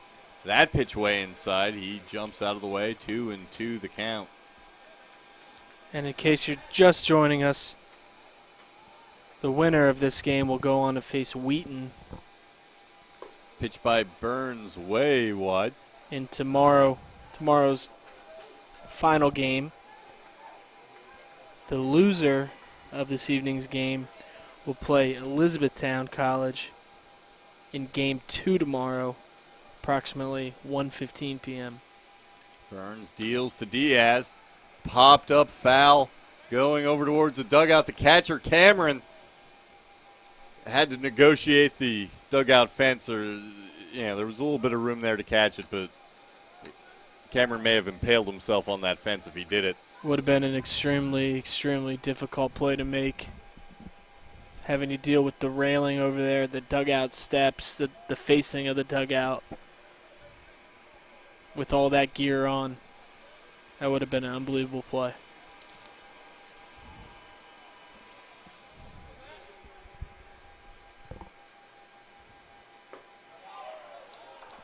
That pitch to Diaz just misses. And that's a walk. First and second.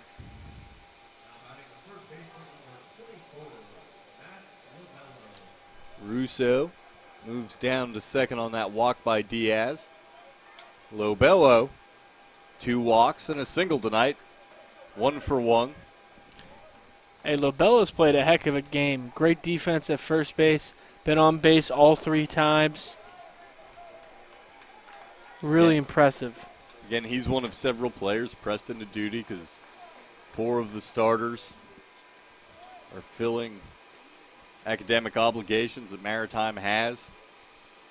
And Lobello has really acquitted himself well tonight. As we've said, he's reached base all 3 trips. He's played some great defense down there at first base. And this Maritime team came ready to play today, and I think that's can be attributed to the head coach, Coach Barbieri. He had his squad ready to go. Guys haven't played much. No matter the outcome of this game, his team came to play. And Lobello takes a strike as the count moves to 2-1 from Burns. 2 on, but 2 out. Lobello takes 1 low. 3-1 the count. Burns got the first 2 outs of the inning, the first 2 hitters up. Detto and McLaughlin, the 2 best statistical hitters in the Maritime lineup, and now 2 batters have reached base. He moves to 3-1 and now walks Lobello. The bases are loaded. There is action down in the Shenandoah bullpen. It'll be interesting to see how much longer Burns gets. And here comes head coach Kevin Anderson out. He's going to make a move to the bullpen.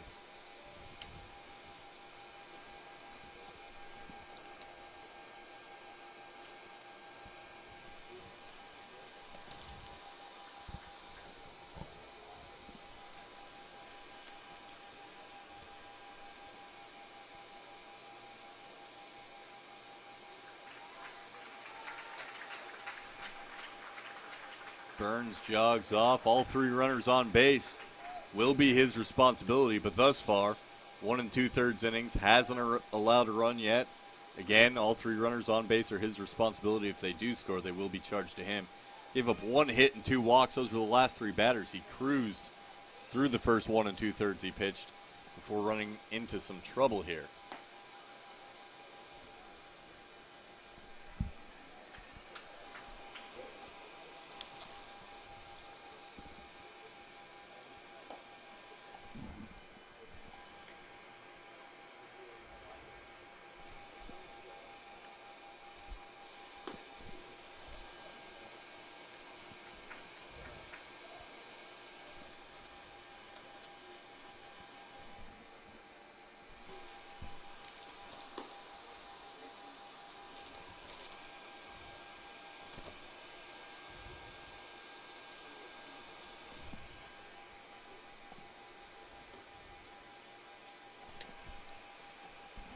Maritime's runners conferring with head coach Barbieri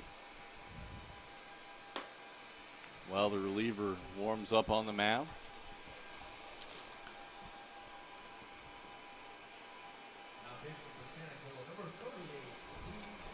The reliever for the Hornets is number 38, Steve Jones, a senior right-hander from Monrovia, Maryland, product of Urbana High School. And Jones has an ERA of 9.00 in 17 innings, 11 appearances. He is a senior, as you said, so been around the block, has experienced regionals before, and this is a big spot to come into. You got 2 outs, top of the 7th, tie game, bases loaded. Got to come out of the bullpen throwing strikes. One of just 3 relievers for the 10th-ranked Hornets that's made double-digit appearances out of the bullpen. And his first pitch, called strike 1. on Buckshaw. Buckshaw, the number 6 hitter in the order. He's 0 for 3, struck out twice, grounded out to third. Pitch from Jones, the right-hander. Swung on and fouled back to the screen. It's 0-2. This is a big spot. Turned to a senior. Like you said, he's probably been through it all in the 4 years. And Coach Anderson sending him out there in a huge spot in an opening round game here. The score tied at 3-3. And that one is fouled high down the line and out of play down the right side.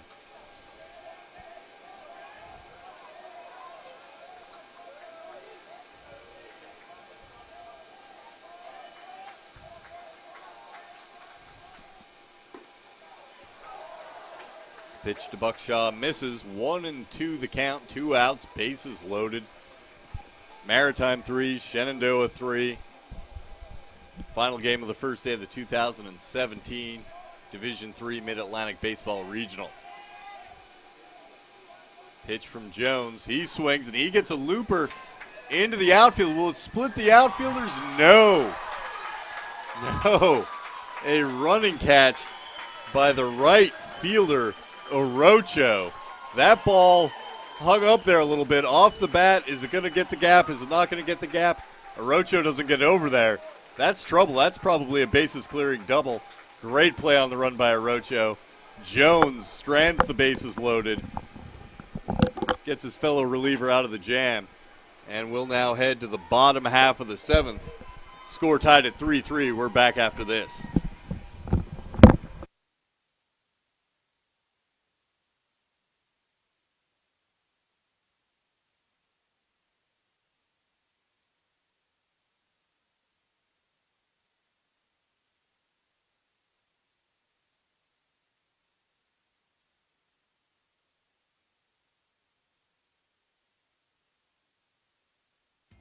Something I discovered in myself is that if I have a goal, then I can accomplish it.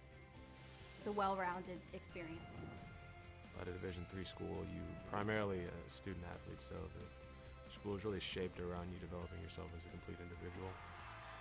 It helps a lot that you have a family with your team that can guide you.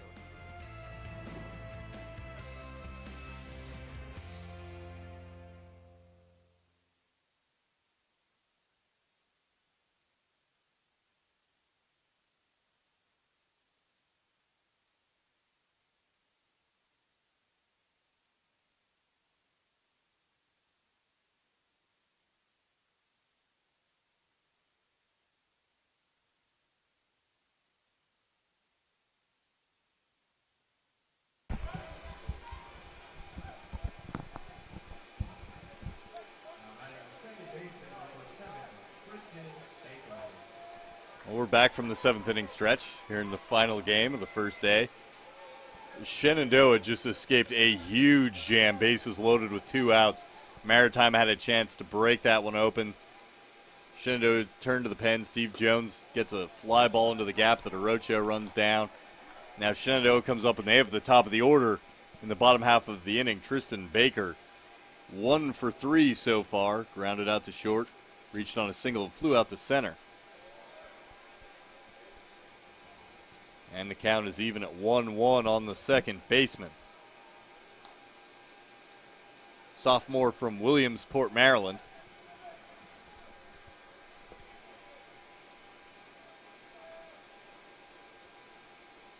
Pitch from Dancona. Straightaway center field. And that's put away by Stewart, the center fielder. Ball was hit pretty well.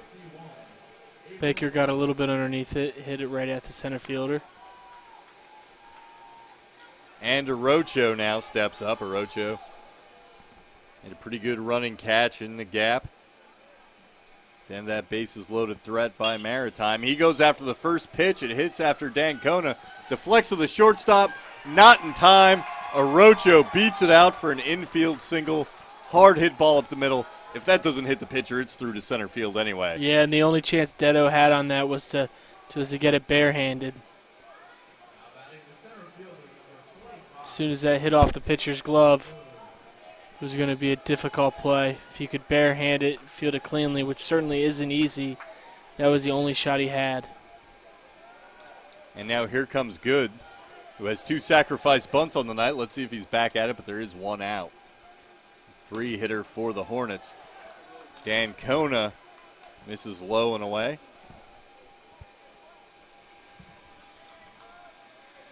Looks like there is some action in the Maritime bullpen. Dancona still under 80 pitches. As Good takes strike 1, 1-1 the count. Hate to be a broken record, but Dancona, outstanding game, competing every single pitch against a really good offensive team. Swing and a miss, runner going, throw down to second. In there with a stolen base is Orocho. Looked like maybe a hit and run, but Good misses the pitch. Wow, and I would love to be able to see a replay on that one. Looks like Orocho didn't have a smooth slide, didn't get to the base like a runner typically would. Possibly gave Detto a chance to tag him on the leg before the hand got in there. The umpire certainly had a better view, but the awkward slide, I think, puts that call into question. Good behind in the count, 1-2. Dancona. Good hits that one through the left side. They'll hold up Orocho at third. Runners on the corners. As Good delivers a single through the left side.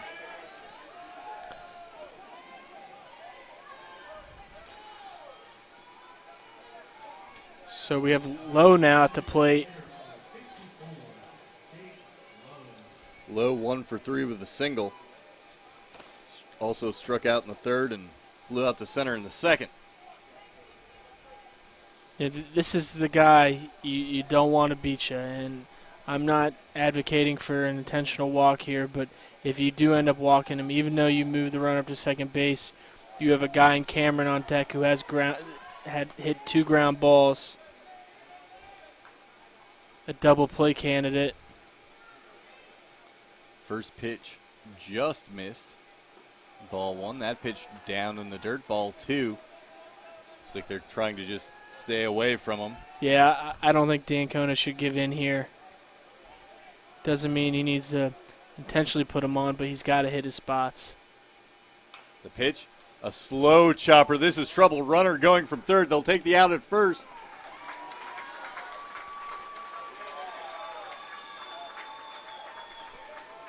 And Buckshaw with the running play across the infield.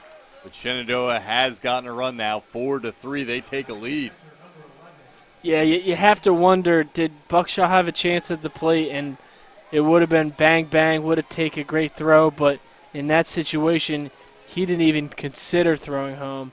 As soon as he fielded that ball, he was going to first all the way. And in a tie game in the bottom of the 7th and first round of the regionals, I think you take a shot and try to cut down that run at the plate. I kind of figured he might go home, but I think he decided to take the sure out and hope that they can do some damage against the Shenandoah bullpen. As Cameron steps up, runner in scoring position at second base. Good. And Cameron takes 2 pitches outside of the strike zone. He's ahead 2-0.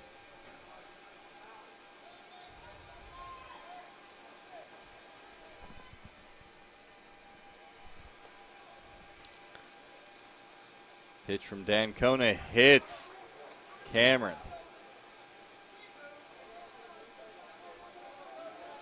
And that stolen bases inning looms large. Really does, Coach. That was a huge play in that inning. Runner's probably just on third right now without that stolen base. Number 4, Newsman, steps up now. Runners on first and second. 2 outs. 7th inning. Shenandoah has just taken the lead. Newsman is 1 for 3 with a fourth inning single and a pair of ground outs. Takes the first pitch for a ball.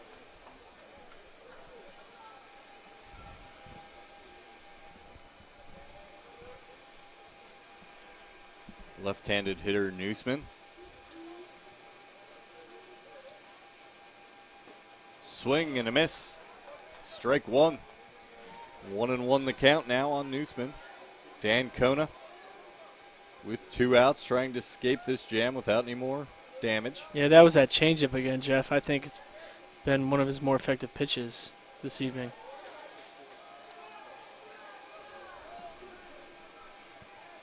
Misses with that fastball. 2-1.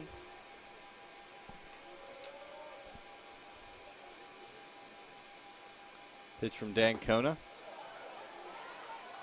Just missed. 3-1.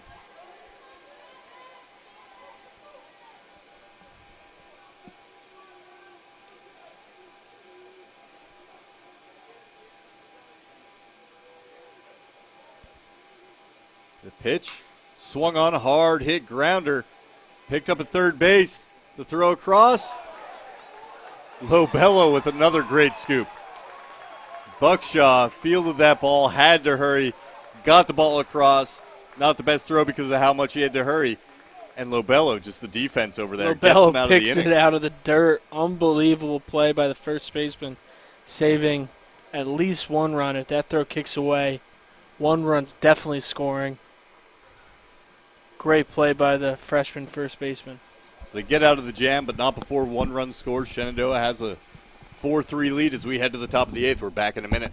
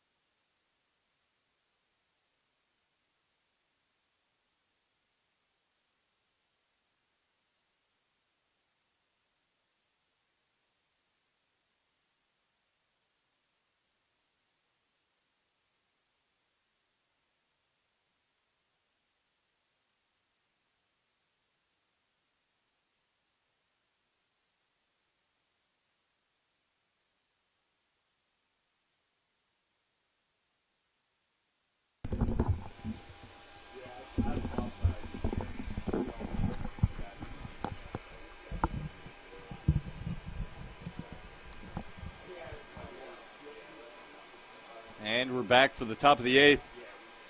Maritime, the 7th seed, trails 10th ranked and 2nd seeded Shenandoah 4-3. Stewart leading off, swings at the first pitch and fouls it off. I'm not sure if that was a swing or a bunt attempt, or very strange.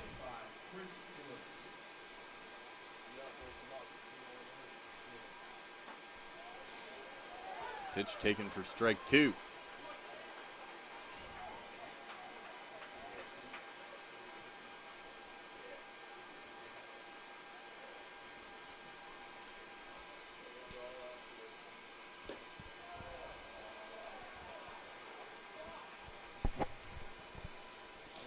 One and two. Now on Stewart. The pitch from Jones. And it's a ground ball over to shortstop. Marcel up with it. The throw across. And a good scoop by the first baseman, Newsman. 6-3 put out. Another great play by the first baseman. That time it was Shenandoah's Newsman picking the ball out of the dirt, getting that huge first out. Skylar Graff, number 30, the second baseman, steps in. He's 0 for 3. 3 ground outs. Pitch from Jones. Taken on the outer half of the plate. You got to give it to Jones. He's come in out of the bullpen and he's filling up the strike zone.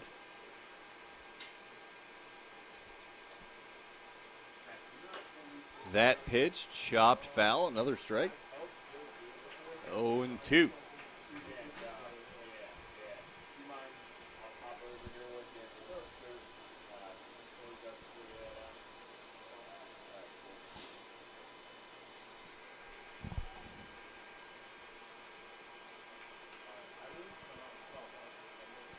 Jones from the stretch.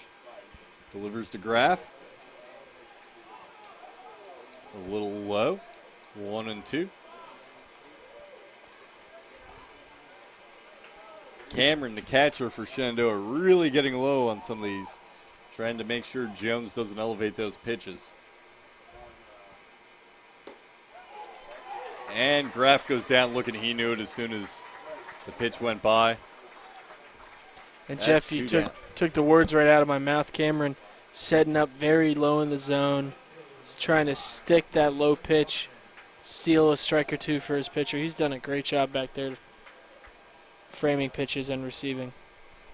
Brings up the right fielder, Buckman. He takes strike one. Buckman has a triple. Also struck out looking and popped up to second base. Pitch from Jones.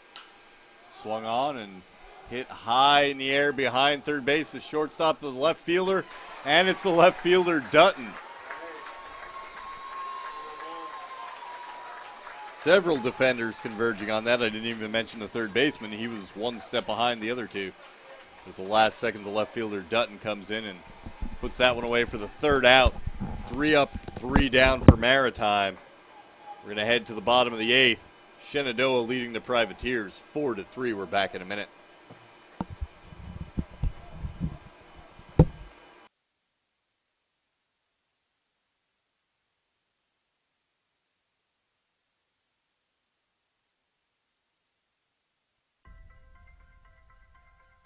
I'm a Division III student athlete, and I know how powerful words can be. The term gay doesn't mean stupid, lame, or less than. So I pledge to speak up if I hear the term gay used in a derogatory way or any other homophobic terms. If you can play in Division III. I'm a Division III student athlete, and my teammates unconditionally accepted me as part of their family. So now I pledge to do the same for others. If you can play in Division III.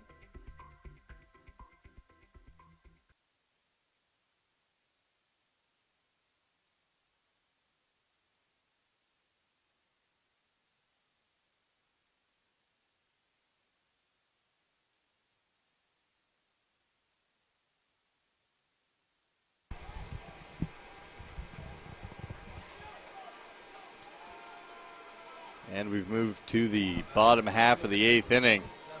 Dan Cohn is still going for Maritime. Dutton made a good play for that third out. He's going to lead off this inning. The left fielder takes the first pitch from Dan Cohn for strike one. Dutton doubled in the third. Had a bunt single in the fourth. And grounded out in the sixth. He's 2 for 3.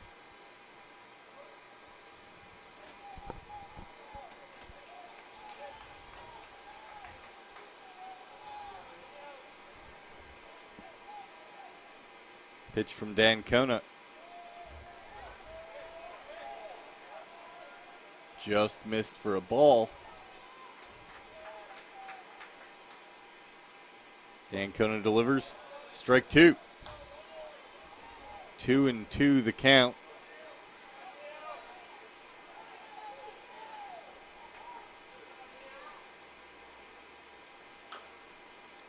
Swung on and fouled over towards the dugout. Some of his teammates trying to make the play with their hat. But it's the bat boy who comes out to get it.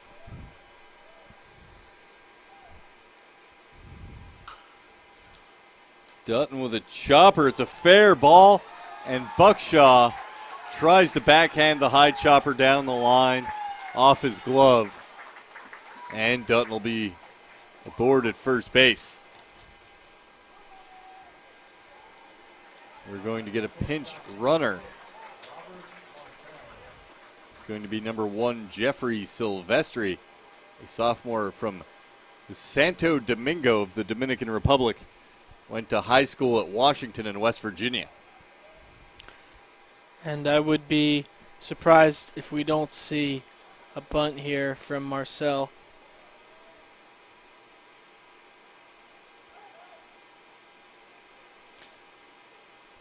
Perhaps a steal attempt.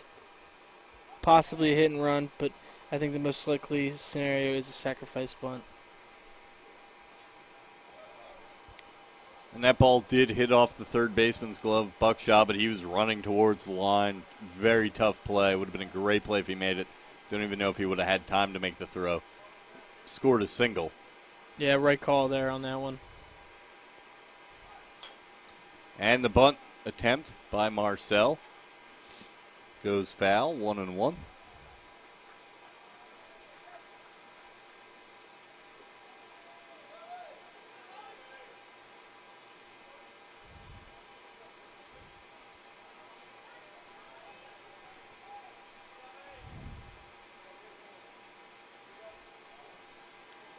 Dan Kona closing in on 100 pitches here in the 8th inning. Very solid effort out of the junior.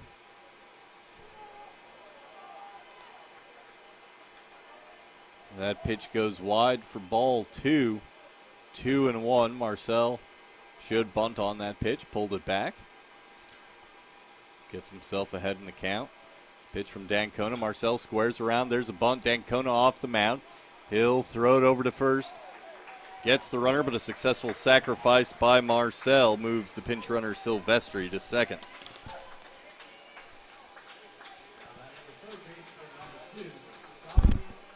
It looks like we'll have a pinch hitter here.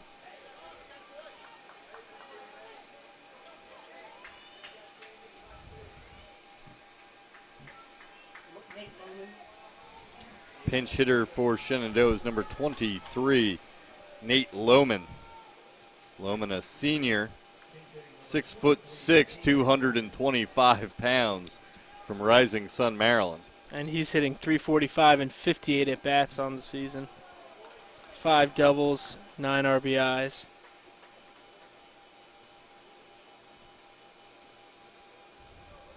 $19 strikeouts and 58 at-bats, so is prone to strike out. After falling behind 1-0, Diaz and Dan Kona confer. Lohman back into the box. Would like to see a changeup here from Dan Kona. Called strike on the outer half.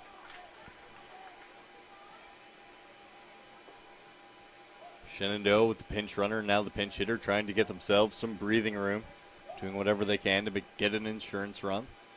Try to get a comfortable lead. That might have been that changeup there, Coach. Big swing and a big miss from Lohman. Yeah, I'd stick with the off speed here, just looking at the numbers and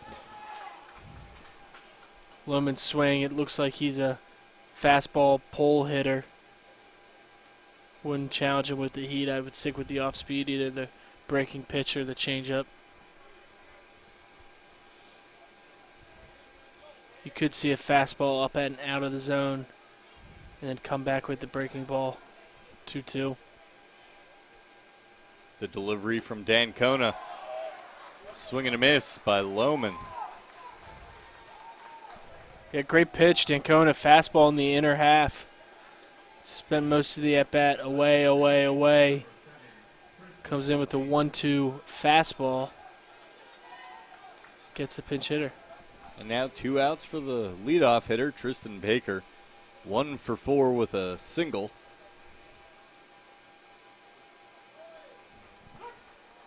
Strike 1 called.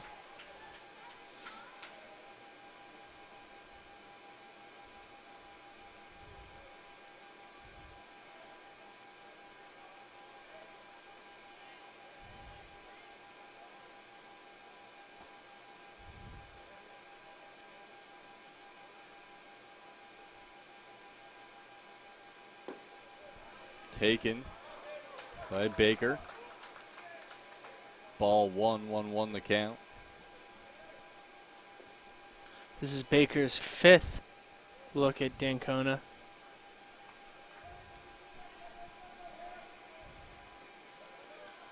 Breaking ball.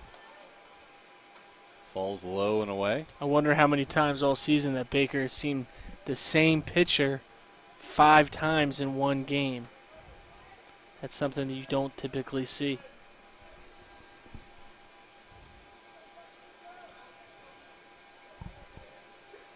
And that's, to a degree, when you see a lineup as deep and as good as Shenandoah's, for Dancona to make it through 4 times to get into a 5th trip through this lineup, having giving up only 4 runs, keeping his team in the game. You know, it's just been a very impressive outing for the junior.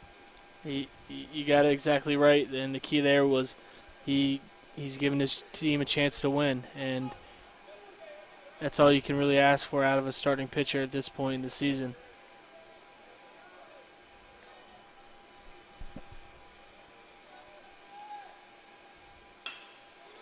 Line drive through the middle. That's going to one-hop in front of the center fielder. Comes up throwing, but Silvestri will come home, and here's that insurance run. Dancona gives up the single to Baker.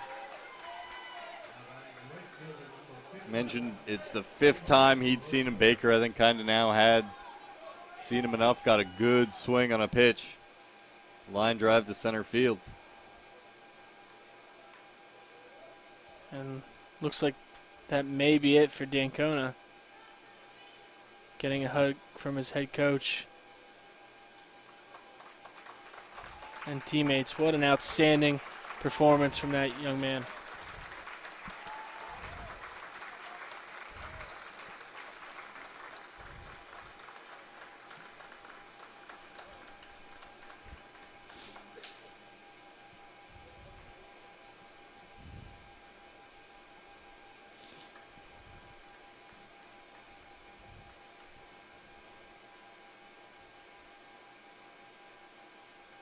And the Privateers making the pitching change now.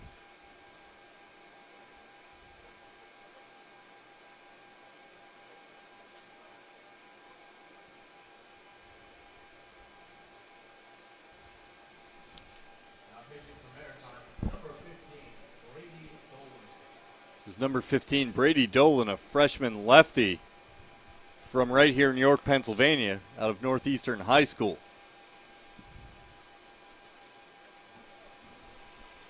Dolan has a 2.59 earned run average, 9 appearances, 3 starts, 2-1 win-loss record. He struck out 23 and walked 11. Opponents hitting just .231 against him.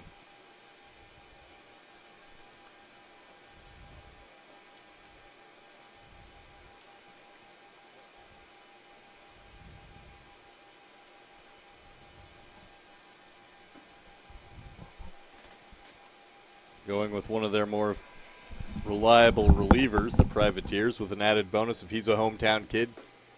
Probably getting to pitch in front of mom and dad and whoever else was around to come to the game tonight.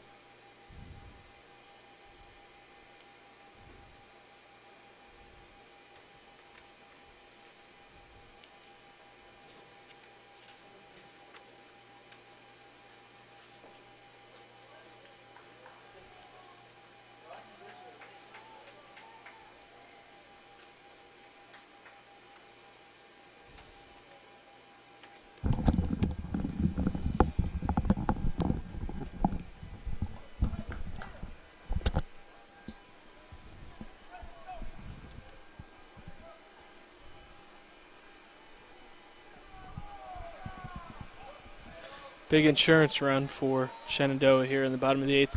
Wouldn't be surprised to see Baker take off, playing with house money at this point.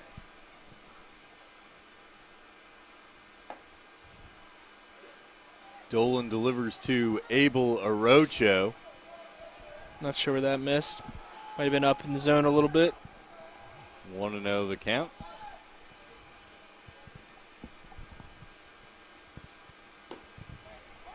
Delay steal. And that's Arocho's second steal of the night, both in the last 2 innings. Or, I'm sorry, that's Baker. Arocho's the batter. It's 11:54.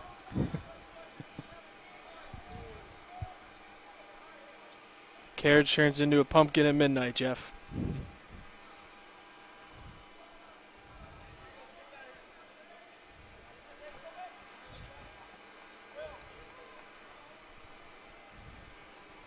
1-1 on Orocho. He has a single and a pair of walks this evening. The lefty-lefty matchup. Dolan gets that breaking ball over for strike 2, 1-2 the count. If Shenandoah can hold on to this lead in the ninth, we're going to get to see a great game tomorrow.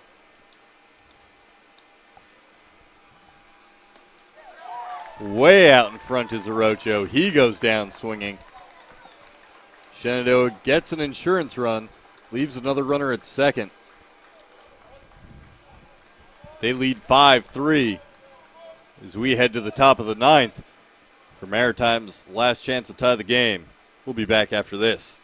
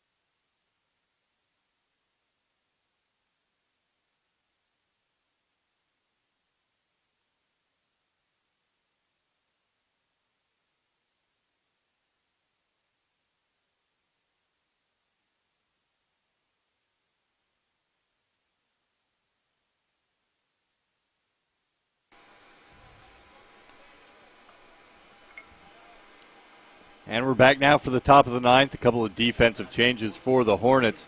Entering the game to play third base is number 12, Christian Rice. I believe Silvestri stays in to play left after pinch running. And the new pitcher for Shenandoah is Hott, the closer. Tyler Hott, 9 saves and a 1.29 ERA in 17 appearances in 28 innings. He gets the first pitch over for strike 1. Hott, a senior from Strasburg, Virginia. And number 18, Dedo, gives Maritime some life with the leadoff single here in the ninth.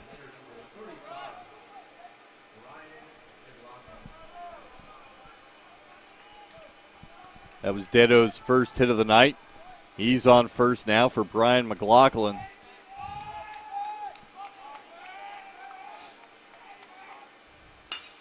McLaughlin goes for the first pitch. It's through the right side. It'll be first and second. Nobody out. That'll bring up Russo. Who has 3 singles to his credit this evening. In perhaps a different situation, you might think about Zach Bunning getting that tying run to second base. With Russo 3 for 4 and not a ton of production behind him in the lineup today, I think you let him swing away.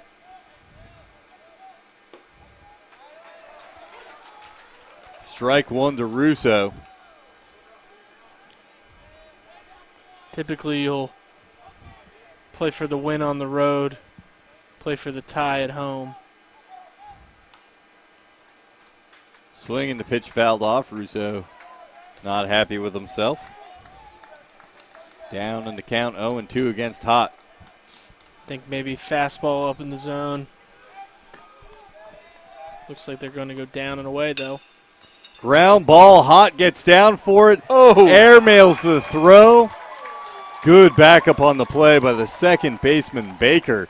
That throw could have got into center field and maybe let a run in if he's not back there to back it up. But we will have the bases loaded. It'll probably be scored as a fielder's choice for Russo, with the runner at second safe on a throwing error by the pitcher. That brings up Diaz with no one out, and the base is loaded. A couple of great games this evening.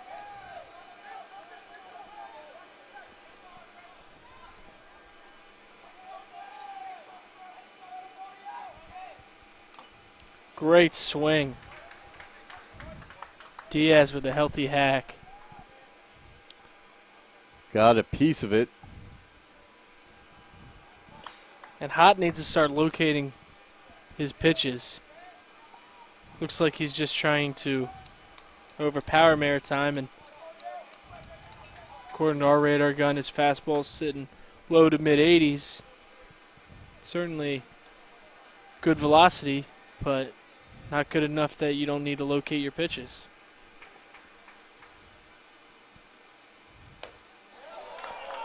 Diaz holds off on a pitch high. 1-2 now. Yeah, that was a slider.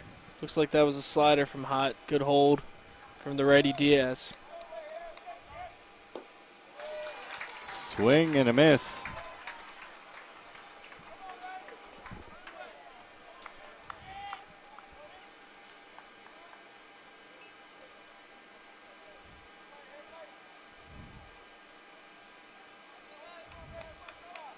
Pitch from Hott down in the dirt. Diaz chases. Strikeout for the first out. Third time Diaz has gone down swinging today.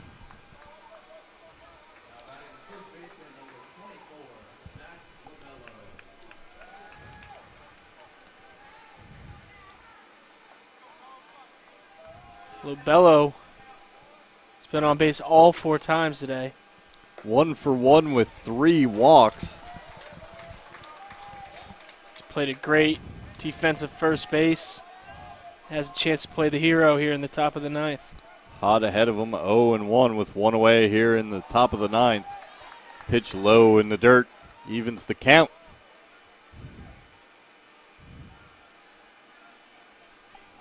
Hott is 1 pitch away, 1 ground ball away from escaping this inning.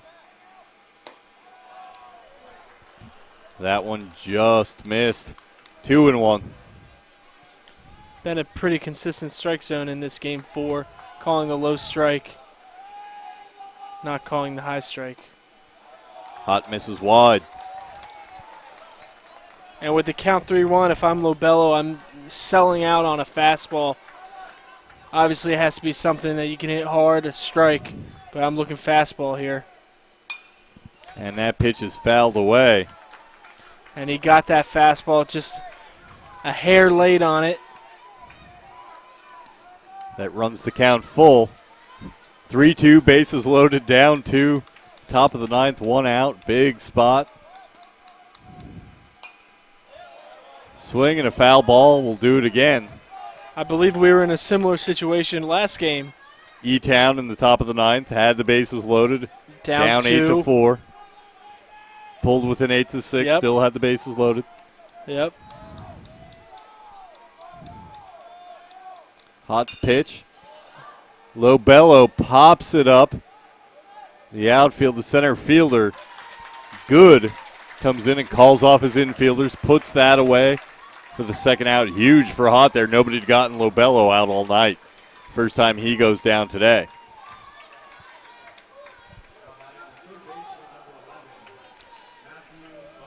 And neither of us knows what's going to happen in this at-bat, but either way, you got to tip your cap to Maritime playing 4 starters down.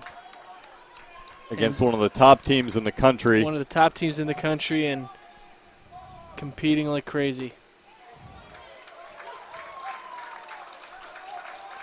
Strike 1 to Buckshaw.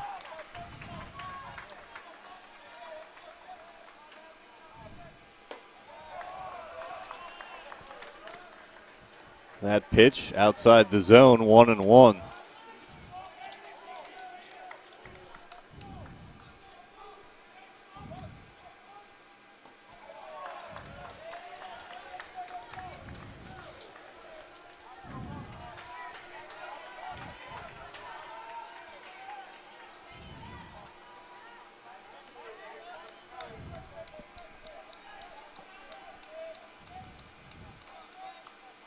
The pitch from Hott, it's down in the dirt. 3-1 count on Buckshaw. Buckshaw 0 for 4 tonight, struck out twice, ground out and a fly out. And Stewart's on deck. 2 away, 3-1 pitch. Foul back and over the screen. And now we have a full count, Jeff, with 2 outs, so base runners are going to be able to get a head start. That runner from second should score rather easily on a single, and it gives the runner, Russo, at first, a chance to score on a ball in the gap. The 3-2 pitch, the Shenandoah fans trying to rally their pitcher. Runners are off, swing, and a miss. Hott gets them. Shenandoah wins 5-3.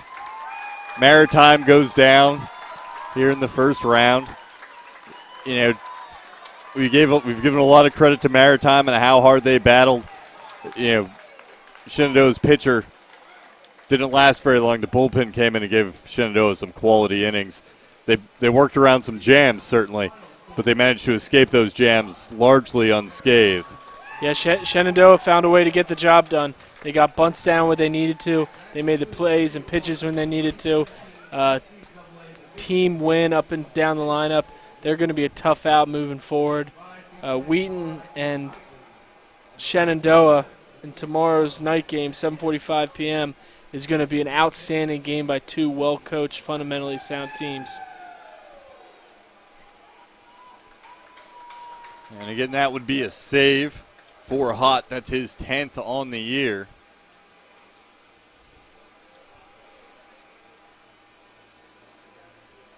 Shenandoah scoring the winning run in the 7th inning, the bottom half of the 7th.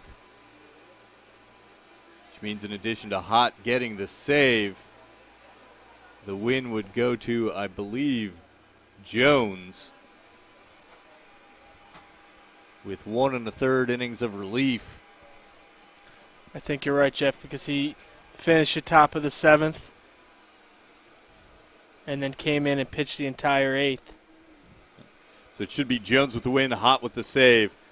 Unfortunately for Maritime, the loss will go to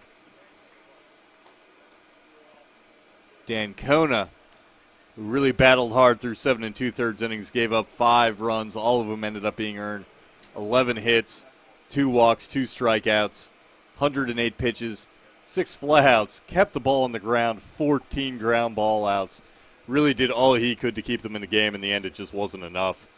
And Shenandoah advances in the winner's bracket. They'll play in the final game tomorrow. Maritime will play in tomorrow's second game. And at 12:08, let's call it a night for the first day of the NCAA Division III Baseball Regional. We'll be back with you tomorrow and all weekend. Good night.